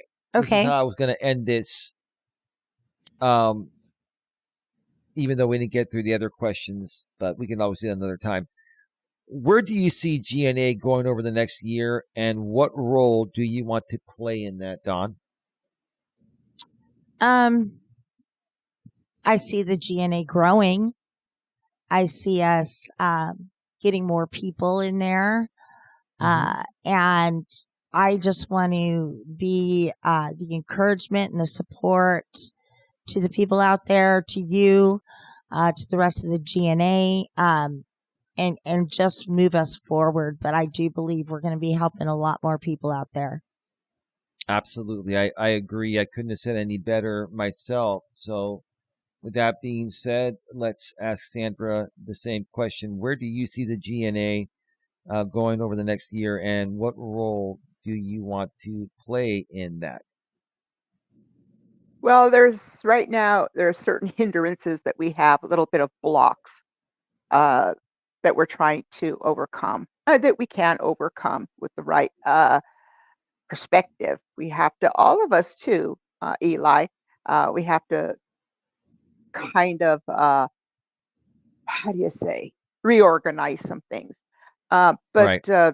I believe after we get over this little hump, it's gonna it's gonna take off. It can take off. It really can. It's just we have to be more focused and not deal with the BS. I understand there's certain thing going on right now that we all do have to deal with, and it does take Right. some of the time away from what we need to do. However, that other stuff doesn't have to be talked about every day because we're losing our focus. We're losing our ability to, to have people come in and seek what we have to offer. Right. And Right. so the role I want to play is to be able to be encouraging, to be able to, you know, I don't like the word help, maybe assist, to be able to assist people through things or to find other outlets if they need to find other outlets. Right. Right. Again, I am not certified in any mental capacity, anything like that. I cannot give those kind of advice, but I can find somewhere where they can go. I can go by my Right. life Right. experiences, how I've dealt with things, how, everything goes, and it's a take it or leave it kind of a thing. I always listen to what everybody has to say, and I might think they're full of it, but my motto is I take what I need and I leave the rest. Because you know what? Mm-hmm. Sometimes that little thing might pop in my head. Oh, I remember someone saying that about whatever. And I just might need it. But that's how I feel about about my role. Uh, my role right now is a little hard because I have to try to get around the stuff that's going on. Um, Bringing people in, having that Right. block right now. Now we do it, we do it because we do talk to people. We don't let it be known out Mhm. there, but we do. So we do have people, you know, uh, that come to us. But with that being said, that's how I see it. I think it's going to be a good thing. We just have to be more focused and get over this hump that we're dealing with, at the moment. That's kind of holding us back. However, we're going forward. We do keep going forward. We are moving forward, and the content has to be there. The content has to keep being there in the light. We got to focus on the not focus on the negativity and focus on the positivity and what goal that we Yes. want to achieve. We have to. Yeah, there's other things that have to be talked about. I get it. But there's things that don't have to be talked about for 2 hours. You Mm-hmm. know, we need to stay up. We need That's to focus. That's all. a very good point. Going to give Sandra a big round of applause. Oh, thank you. Thank you. Thank you, everybody. Thank you. And I have a show Yeah. later on today at 6 o'clock if you want to join. I'm kidding. I was like, oh, you are? No, seriously. Very well said. Very well understood. And, you know, Sandra, honestly, you have made a big difference in, allowing me to think twice or three times before I say or do something at this point. It's been that way for probably the last 6 months or so. It's not that I didn't, Thank you. think about things in the past, but, I'm trying to more so listen to the team here, because the importance of this is based off the team. It's not based off of what I feel the GNA should be at this point. Yeah, I created the vision, but the bottom line is the vision's not going to get better with just me. It takes other people. And, you've made a huge difference and a big impact for myself, for Dawn, and for the organization. And, Well, thank you. Seriously, it's a team effort. Thank you very much for that. Let me ask Tia the same question about the future vision. Where do you see GNA going over the next year, and what role do you want to play in that, Tia? Well, I already do see a change in the GNA. I see more people coming around. I see what ODN has started, I think, or you guys have started, however you want to put it, on the after show. I think that's going to make a huge difference. I really do. To, like you said, to get the real story of what's going on now. But I mean, for the next year, yeah, there are some little blocks in the way, but I'm extremely positive that we'll get through those. And I think it'll be a positive, I don't want to say experience, but it'll be it'll be positive. And I really like to help people, so I'm really looking forward to that. I know it probably may not be in the next year, but doing the hands-on thing. And I know you mentioned, director of, why do I always forget? Of special events. Yeah, I think that's going to be really exciting. I do. And that we don't know when this will happen, but it could be,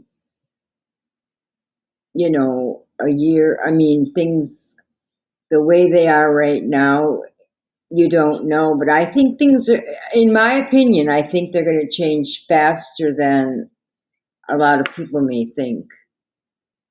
Absolutely. You're right, Dawn. Mm-hmm. And Tia, you're right, Tia. Because, I mean, I do see change already. I think, well, I won't speak for anybody else, but I do. I'll kind of keep it right there, but I have good feeling about it, and I'm just grateful that we all are in this together. Thank you, Tia. That was very, very well said, and I appreciate you and what you've done and what you've brought to the organization, and your friendship, and just hearing your stories, and and what you've been through, with the passing of your husband. God rest his soul. I always say that you've been through so much, and you're still going, you're still fighting, you're still trying to do the right thing, and that is very admirable. I mean, Dawn, yes, I'm sure you feel the same way, and the rest of us here feel the same way. And I know that you don't have a whole lot of family. You have some family and some friends and stuff, and I get it, and I respect how you handle things. And yes, you have your moments. I have my moments. We all have our moments, but you still Yeah. keep going, Tia, and that's very admirable, right? Right, Dawn? Absolutely, yeah. I mean, like Thank you you. said, there are moments Uh-huh. where we all just feel like giving up, and then that's where we come in, the other people, to motivate and push us over that little hump that we're going through. How many times did you want to Quit? give up, Dawn, Oh on gosh, yourself? I can't even count how many And times. every single time, how much did that piss me off when you wanted to give up on yourself? Every single Every time. time. It would piss me off because I love you. And I don't want you seeing yourself in that way and not saying that you're worth it, because everybody is worth it. Everybody is worth it. And last week on the podcast, we were talking about the Caltrain incident. We were on the Caltrain, and that ended up killing someone.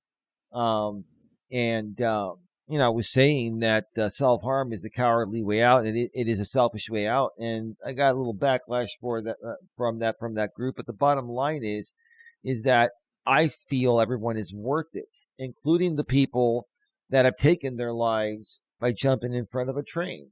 Mm-hmm. It's just a sad thing. It Right. really upsets me. It pisses me off that any human being, no matter what, doesn't feel they're worth it, because everyone is worth it. But anyway, Sandra, isn't there several Bible verses about suicide being cowardly? there Yes. are ODN put them out. Yeah. Yeah. ODN. So You did. Eli, you weren't far off from what the Lord is teaching us. No, I know that. The bottom line is I'm clearing it up because there are people that, will say anything, will twist everything about me because my name and likeness gets them attention. So, And who cares? Because all we Yeah. care about at the end is the Lord's, the opinion. Lord and the truth of the matter. Mhm. Yeah. Let's get to ODN. And ask him this, and then once we're done with ODN, I will ask the executives if they have anything they want to get off of their chest before they go. Then we'll put them backstage. They can leave when they want. Then you and I will wrap up the show. But ODN, before I ask you this question again here, I remember now what ODN's position is. He's the director of online safety, Yeah. because that's Yes. what he does. He cares about people's safety, doesn't like it when there are bullies on the internet picking on decent, innocent people, right? Mhm. And so that's what it is. Now, ODN, the final question I've been asking the ladies and now asking you, future vision, where do you see GNA going over the next year, and what role do you want to play in that? Well, honestly, I have big hopes for your GNA. I want to be a part of it. I want to be able to help further your growth with the GNA. I don't know exactly which direction you want to take your GNA, but I know where I would like to see your GNA go, and I know where I would like myself to go, the direction of where I would like to go. Okay, what's that? And Tell that would us. be Tell us. I don't know if you've ever seen the channel Hang Time on YouTube. No. Okay, Mm-mm. well, this guy's a Christian guy who does a lot of traveling, and he does experiments where he makes different foods, and he sometimes he'll camp inside of an ice box and stuff. I I would like to see us start doing material that doesn't have to do with Jamie per se. I would like to see us all go on a cruise ship together and Yeah. videotape that. It's super cheap to get on a cruise ship, and we could all go either on a 1-star, 2-star, 3-star, save up and go on a 5-star cruise ship and film Yeah. that, put that up, and evaluate that and review that type of stuff, or just Yeah. other types of things we could do that are free, that are cheap and fun and friendly, healthy stuff. I really liked your old networking videos you used to make, where you'd have like a potluck, and then guys would take turns, you talking and stuff and networking. I would like to do stuff like that. I would like to do more positive things that matter and that are on a bigger level than this gossip, drama, Yeah. nonsensical, dull care, cynical type behavior that we've Yeah, all been doing lately. This edge lord stuff. I'm really tired of this back and forth drama crap with this other group of people. I At agree. one point in time, I felt like I was going somewhere. I wasn't getting a silver play button or anything, but I felt like I was going in a more positive direction than I was when people started harassing me and stalking me on the internet. I would much more rather see this community go in the direction that it should go in without people trying to tear you down and bring you down continuously. But that's pretty much it. Wow. That was Great well idea. Yeah. said. And now, before I ask the GNA executives for a quick final thought, wow, he's right. You're He's right, right. ODN. Um, and that's exactly where I've wanted to take it, and I think we've all wanted to take it. The problem is when you've got people that are fixated on you, like this Jamie guy and other people within his group, they constantly rebroadcast me every day, then they delete the rebroadcast once it's done. I cannot enforce my copyrights. I mean, it's affecting us algorithmically. You can't And exactly do a positive show when you got someone continuously harassing you, restreaming your content, taking any viewers that would potentially donate to you, scaring them off, poaching your audience, harassing you, stalking you.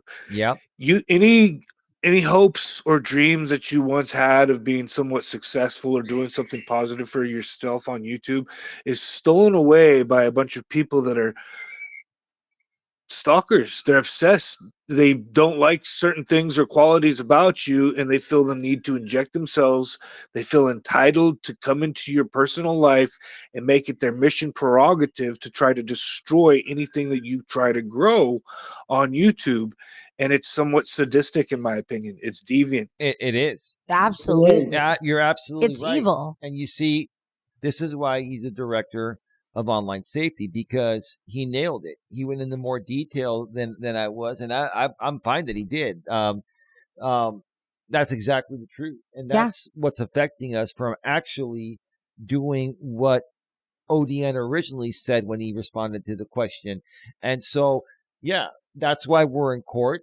That's why pray that these next two hearings, well, by the time this is released, I mean, the first hearing on Monday will be done, but I mean, I will have updated that, on Monday. So, but at the time of recording, it's Sunday. So, pray that these hearings go well. Pray that the case survives the motion to dismiss and anti-slap on April 9th, and we get this handled, and then we can clear the lane to do what we were meant to do. In the meantime, we've got another plan. We've already started, implementing it, doing the after parties and the after shows on ODN's channel. That helps myself. That helps ODN.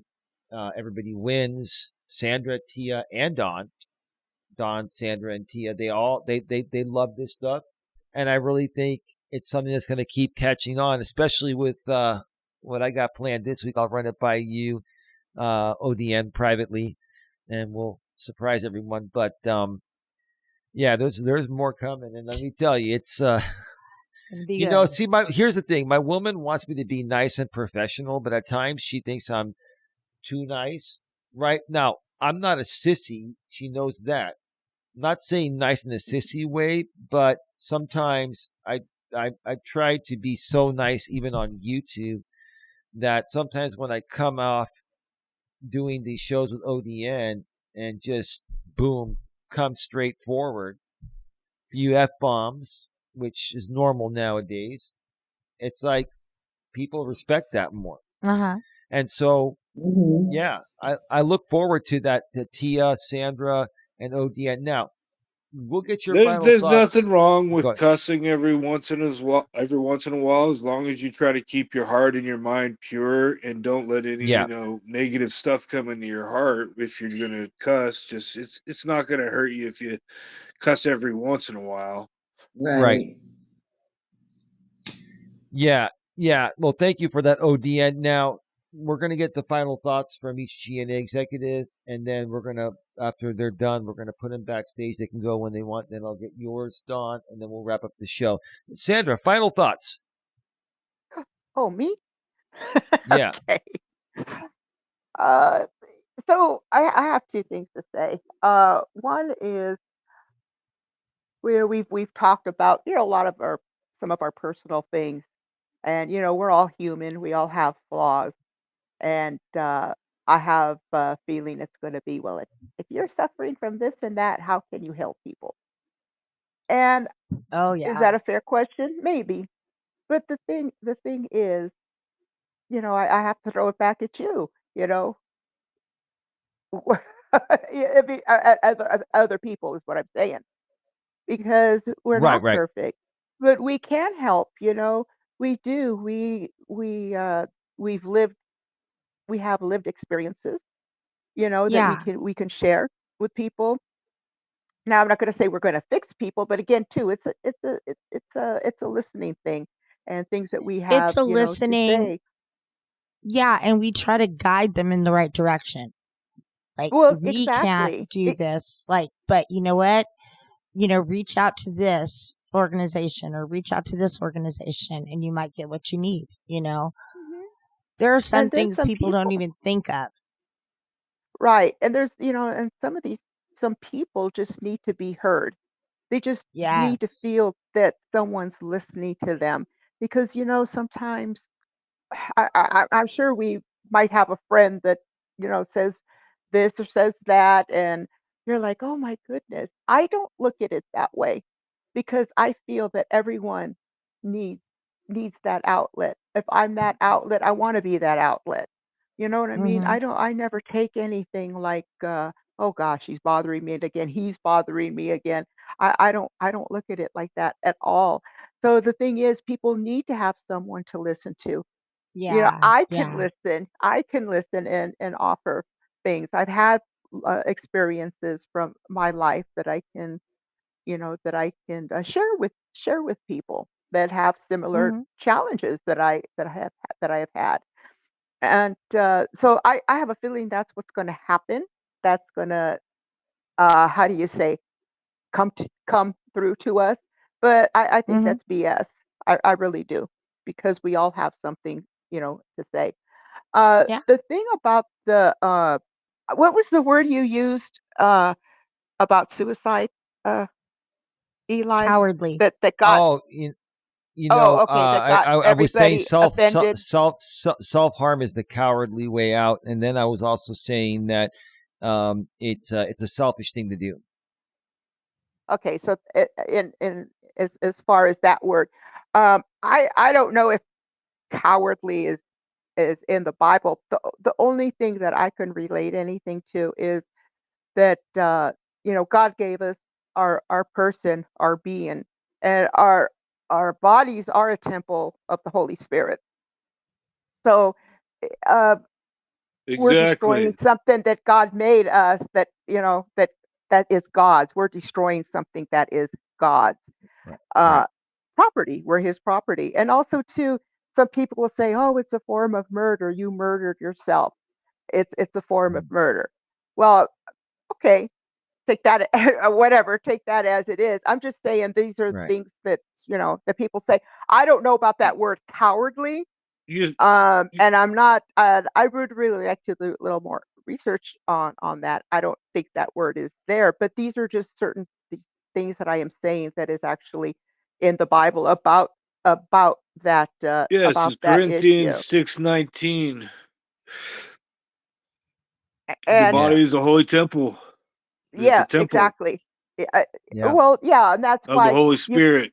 get the thing with, you smoke, you overeat, you do that, and then see it go. You see what I'm saying? Everythings go on and on and Gluttony and on and on. indulgence.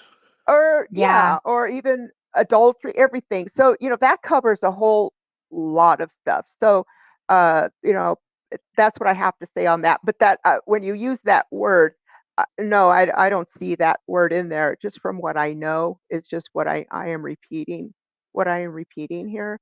Um, ah, I'm not even going to say what my opinion is because there's really a lot to it. I've known people that have done that very close to me, even in golly, junior high school, high school. Mm, You know what I'm saying?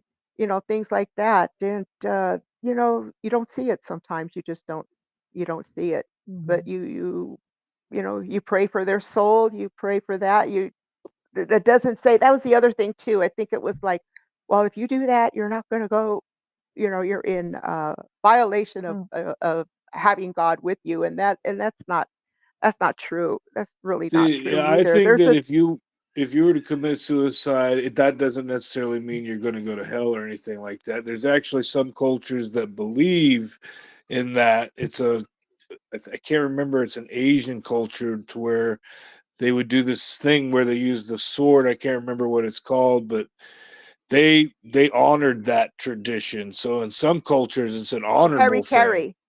It Harry might have Carey? been, yeah, it might have been called something like that. I can't remember, but it was something like that. Yeah.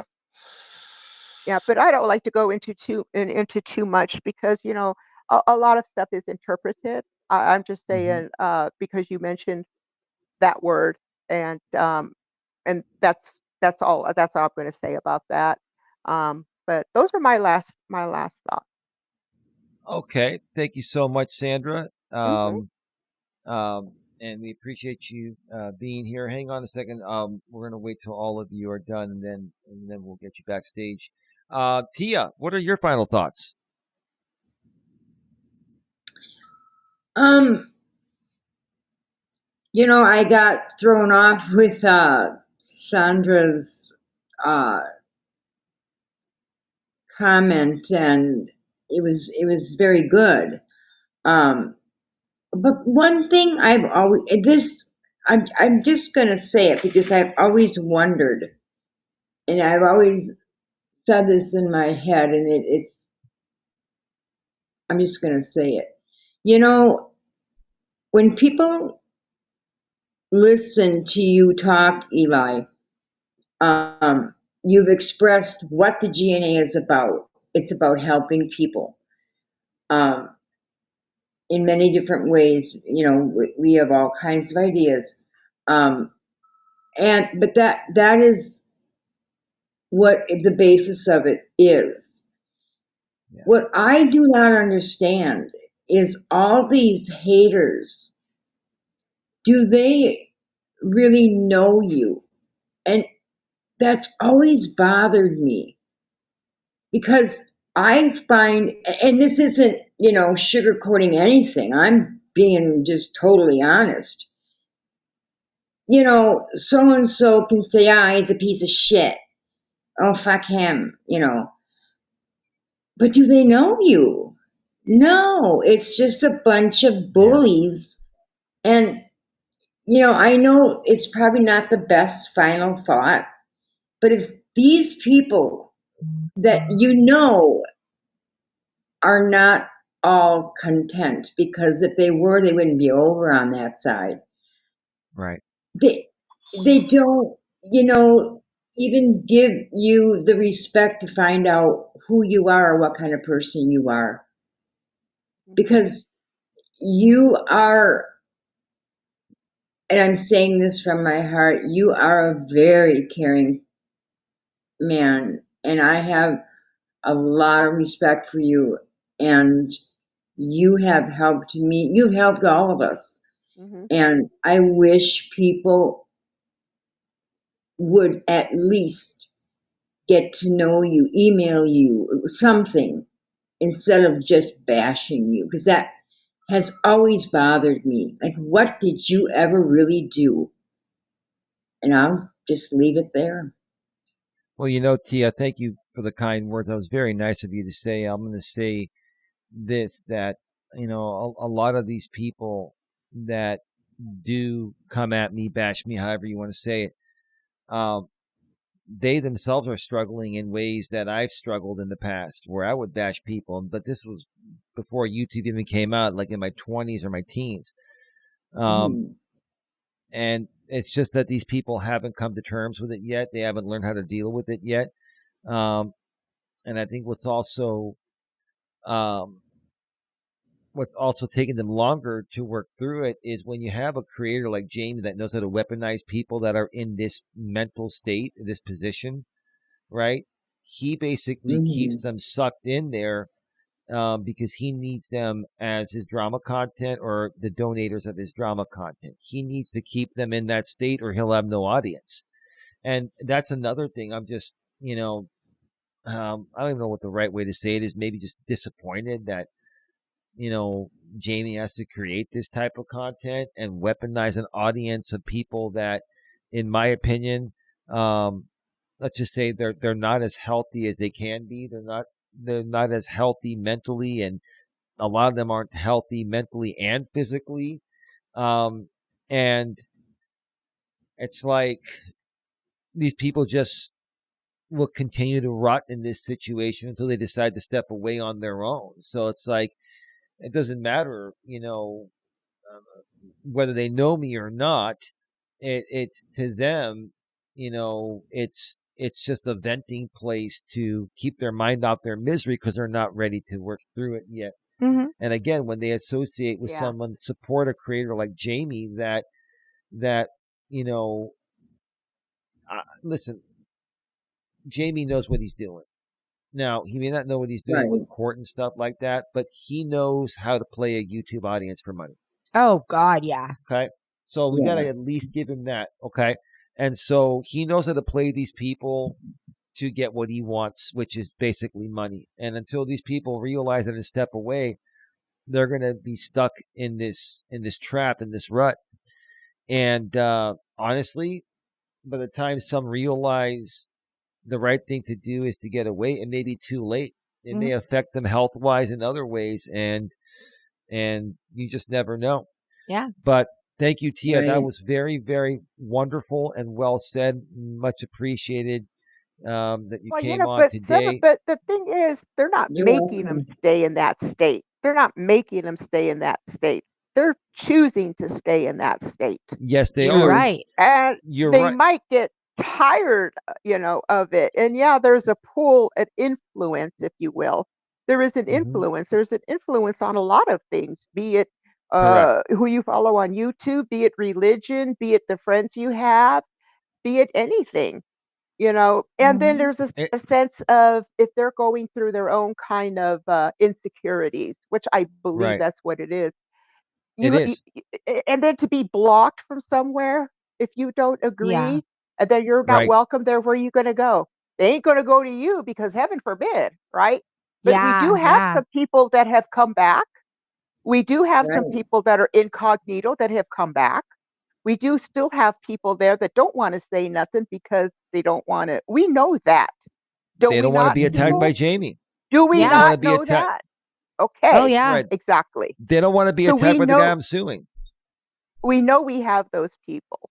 But, but this is, this is part of that. Yeah, there is a way to be sucked in. And then that's why this whole thing is, they're sad. These people are just sad. They have no self-worth, no self-esteem. And so they get off on all that. I have more to say about that subject, but with you saying what you were saying, like I say, they choose to be there. They choose to be there. I agree with Tia, where I don't understand the people that don't even know you. It's just they're following whatever someone says. And there's one person, I'm not going to say his name, but I've said his name before, where he said, "This is why I don't like Eli." And he listed this, he had a list, and I'm like, dude, you don't even know him. He just came, quote, into that community not too long ago. But it's just from what he's heard or what he's been told. Yeah. People it's just like that other girl. People repeat it's like that other girl right now. I know who you're talking about. But people repeat these stories that are like, that's not the story, Where other people, there's people that have been around and do know the stories. But it's what do you say? You talk to one person and say something, and you go to number 20, and it's a whole different thing. It's the Yeah. same kind of Right. thing, Yep. without even looking and acknowledging, well, gosh, is this guy really like that? Well, I'm going to join the bandwagon because I like it here and they accept me here. I have nowhere else to Right. go. Okay, that's Yeah. all. Right.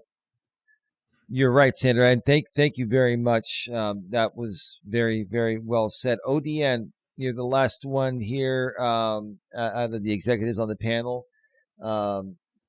So, ODN, your final thoughts? Well, when I was younger, I seen this cartoon. It was like a claymation. I can't remember what the cartoon was called. I'd love to find that again. Was it Where Davy and Goliath? Was it Davy and Goliath? I don't know. It Was it was a a guy and his cartoon. dog? No, I don't think so. Oh, It was a cartoon. It was a really weird, like clay animation cartoon, to where it was like opposite. Instead of saying things like we would typically say back in the day, "I love you, mom. I love you, dad. Good night, mom. Good night, dad." Yeah. There was like this opposite world where they were like, "Forget you, mom. Forget you, dad." Like real mean to each other type. Like everything was this opposite. Instead of being nice to each other, everybody was mean to each other. Everybody was trying to be kind of like an edge lord, like Jamie, like the Mean Girls Club. Mean Girls. Yeah, and that's kind of the way I'm seeing the world head nowadays. This weird type of behavior to where everybody's trying to one up each other with the most sarcastic type um, commentary or whatever. Everybody's Yep. trying to be edgy. I would like to see things to where I don't. You remember James Cox Community? That guy, I have a lot of Yep. respect for him, but I'd like to take things even further. Instead of just going to each other's channels and supporting each other, I'd like to feature each other.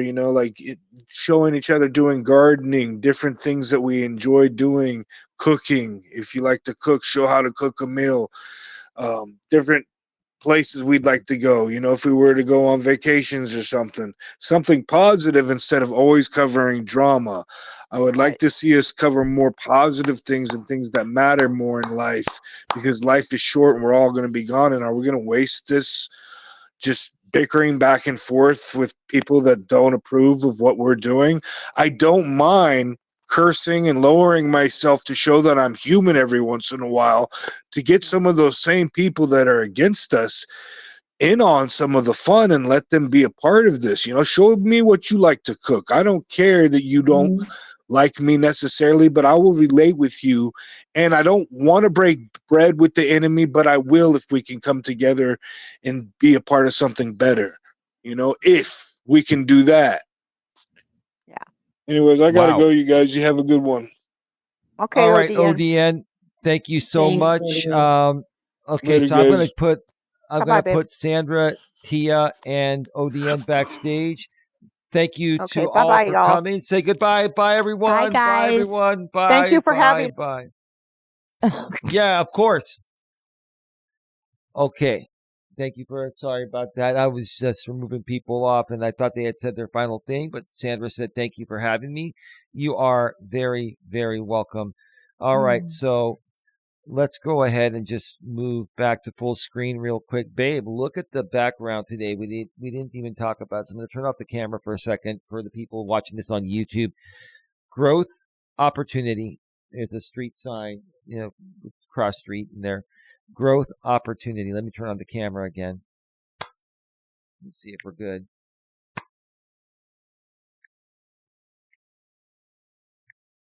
All right, we're good. And that's what we're all about. We're about helping people grow, and we're about helping people seize the moment of opportunity. And a lot of people have had so many opportunities arise, they don't seize the opportunity. They don't seize the moment. Mm-hmm. Like, Eminem in the song "Lose Yourself" would say, "If you had one shot, one opportunity," right? Mm-hmm.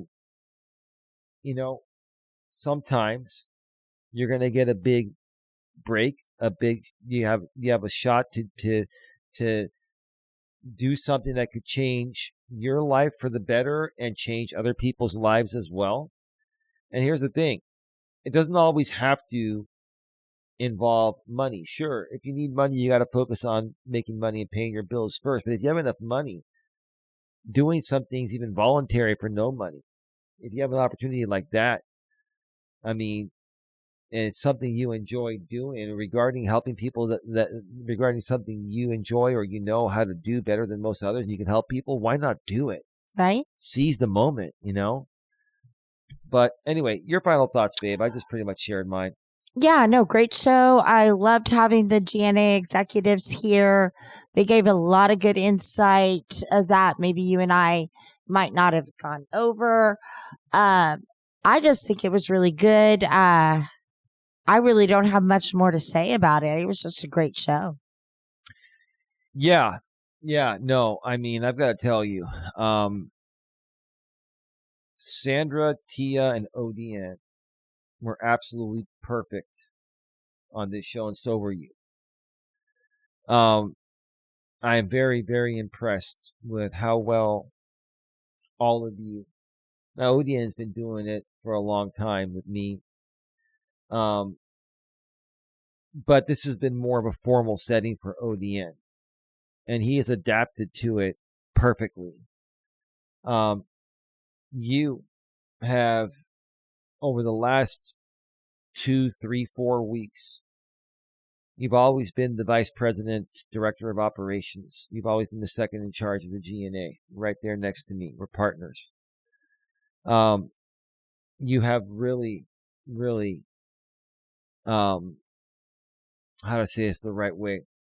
You have really, really stepped in and started to own that position. And what you mentioned earlier today on this show, regarding that you had to turn the emotion off to make the better business decision, that blew me away. That shows to me how strong you really are.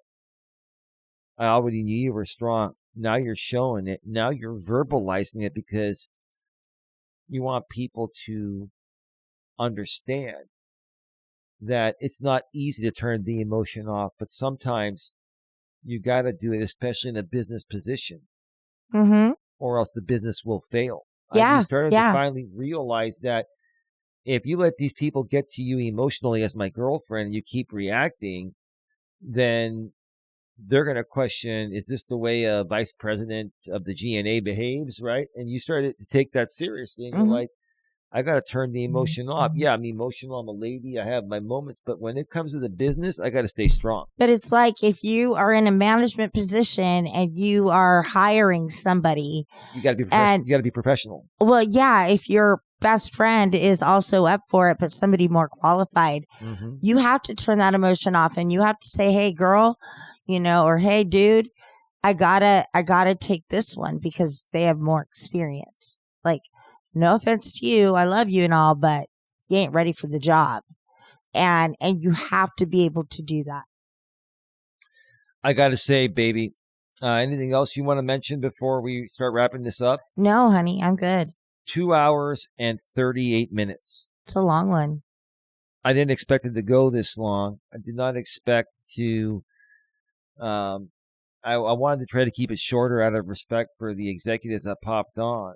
But it's, sweetheart, when there's 5 people talking, it's really hard to keep it down, I know you wanted to keep it like 1 minute per answer. But I liked that it went longer. What I was because then we had more interaction. Like when Sandra was talking, like we could talk back, and forth. I was just trying to respect everyone's time. Oh, of course. I didn't want to keep them around here all day, but they all stuck around. And God bless all of you. I'm blown away by this show. I'm emotional right now about it because this is very meaningful to me. And, right after the podcast ends, I basically clean up the studio. I have it set up separately for our podcast because this also dubs as my office. And then I got to upload it, and I'm probably going to go walk in a little bit. But I'm just like thinking about how everyone showed up here today and truly wanted to be here. And I was trying to respect their time, but they kept staying around and they wanted to contribute more. that really touches my heart, and I'm very, very grateful and thankful to all of you for that. Anything else, babe? No. 2 hours and 39 minutes. Well, baby, it is time to start Wrapping this up. up. All right. You've been listening to the Don and Eli Take on the World podcast, and this was episode number 53, our 1-year podcast anniversary with the GNA executives. One more time. Episode number 53 of the Don and Eli Take on the World podcast was about our 1-year podcast anniversary with GNA executives. Happy anniversary, babe. 53 episodes in the bag. 1 in the books. year down. And you know what? That just and fires many me more up. to come. Another 53 more to come, right, baby? Oh, yeah. All We're right. just getting started, guys. Yeah, exactly. So, with that being said, if you're listening to us on the audio-only podcast networks such as the Apple, Spotify, Amazon's Music, my lady's favorite, iHeartRadio. again, iHeartRadio. and a third time, iHeartRadio. she knows it. iHeartRadio. We're also on Amazon's Audible. We're also on YouTube's Music, and we're also on the rest of the not so popular or not so well known audio only podcast networks. If you're listening to us audio only, and you would like to view the video of our podcast, go into the description section about halfway down. You'll see the link that will redirect you back to our main YouTube channel, GNA Genuine Personal Development. GNA stands for Genuine Networking Association. When you're there, subscribe, bang the bell, select the notifications, and you won't miss anything. Then also go down below in that description, and you'll see the link to our secondary channel, GNA2, Genuine Live Personal Development, where we go live, if not every day, almost every day. I do Walking with Purpose streams regularly, sometimes with Dawn, sometimes just with me, and a whole lot more. So subscribe there, bang the bell, and select all notifications, and you will get more GNA. With that being said, have a good one. Take care, and as always, be good to each other.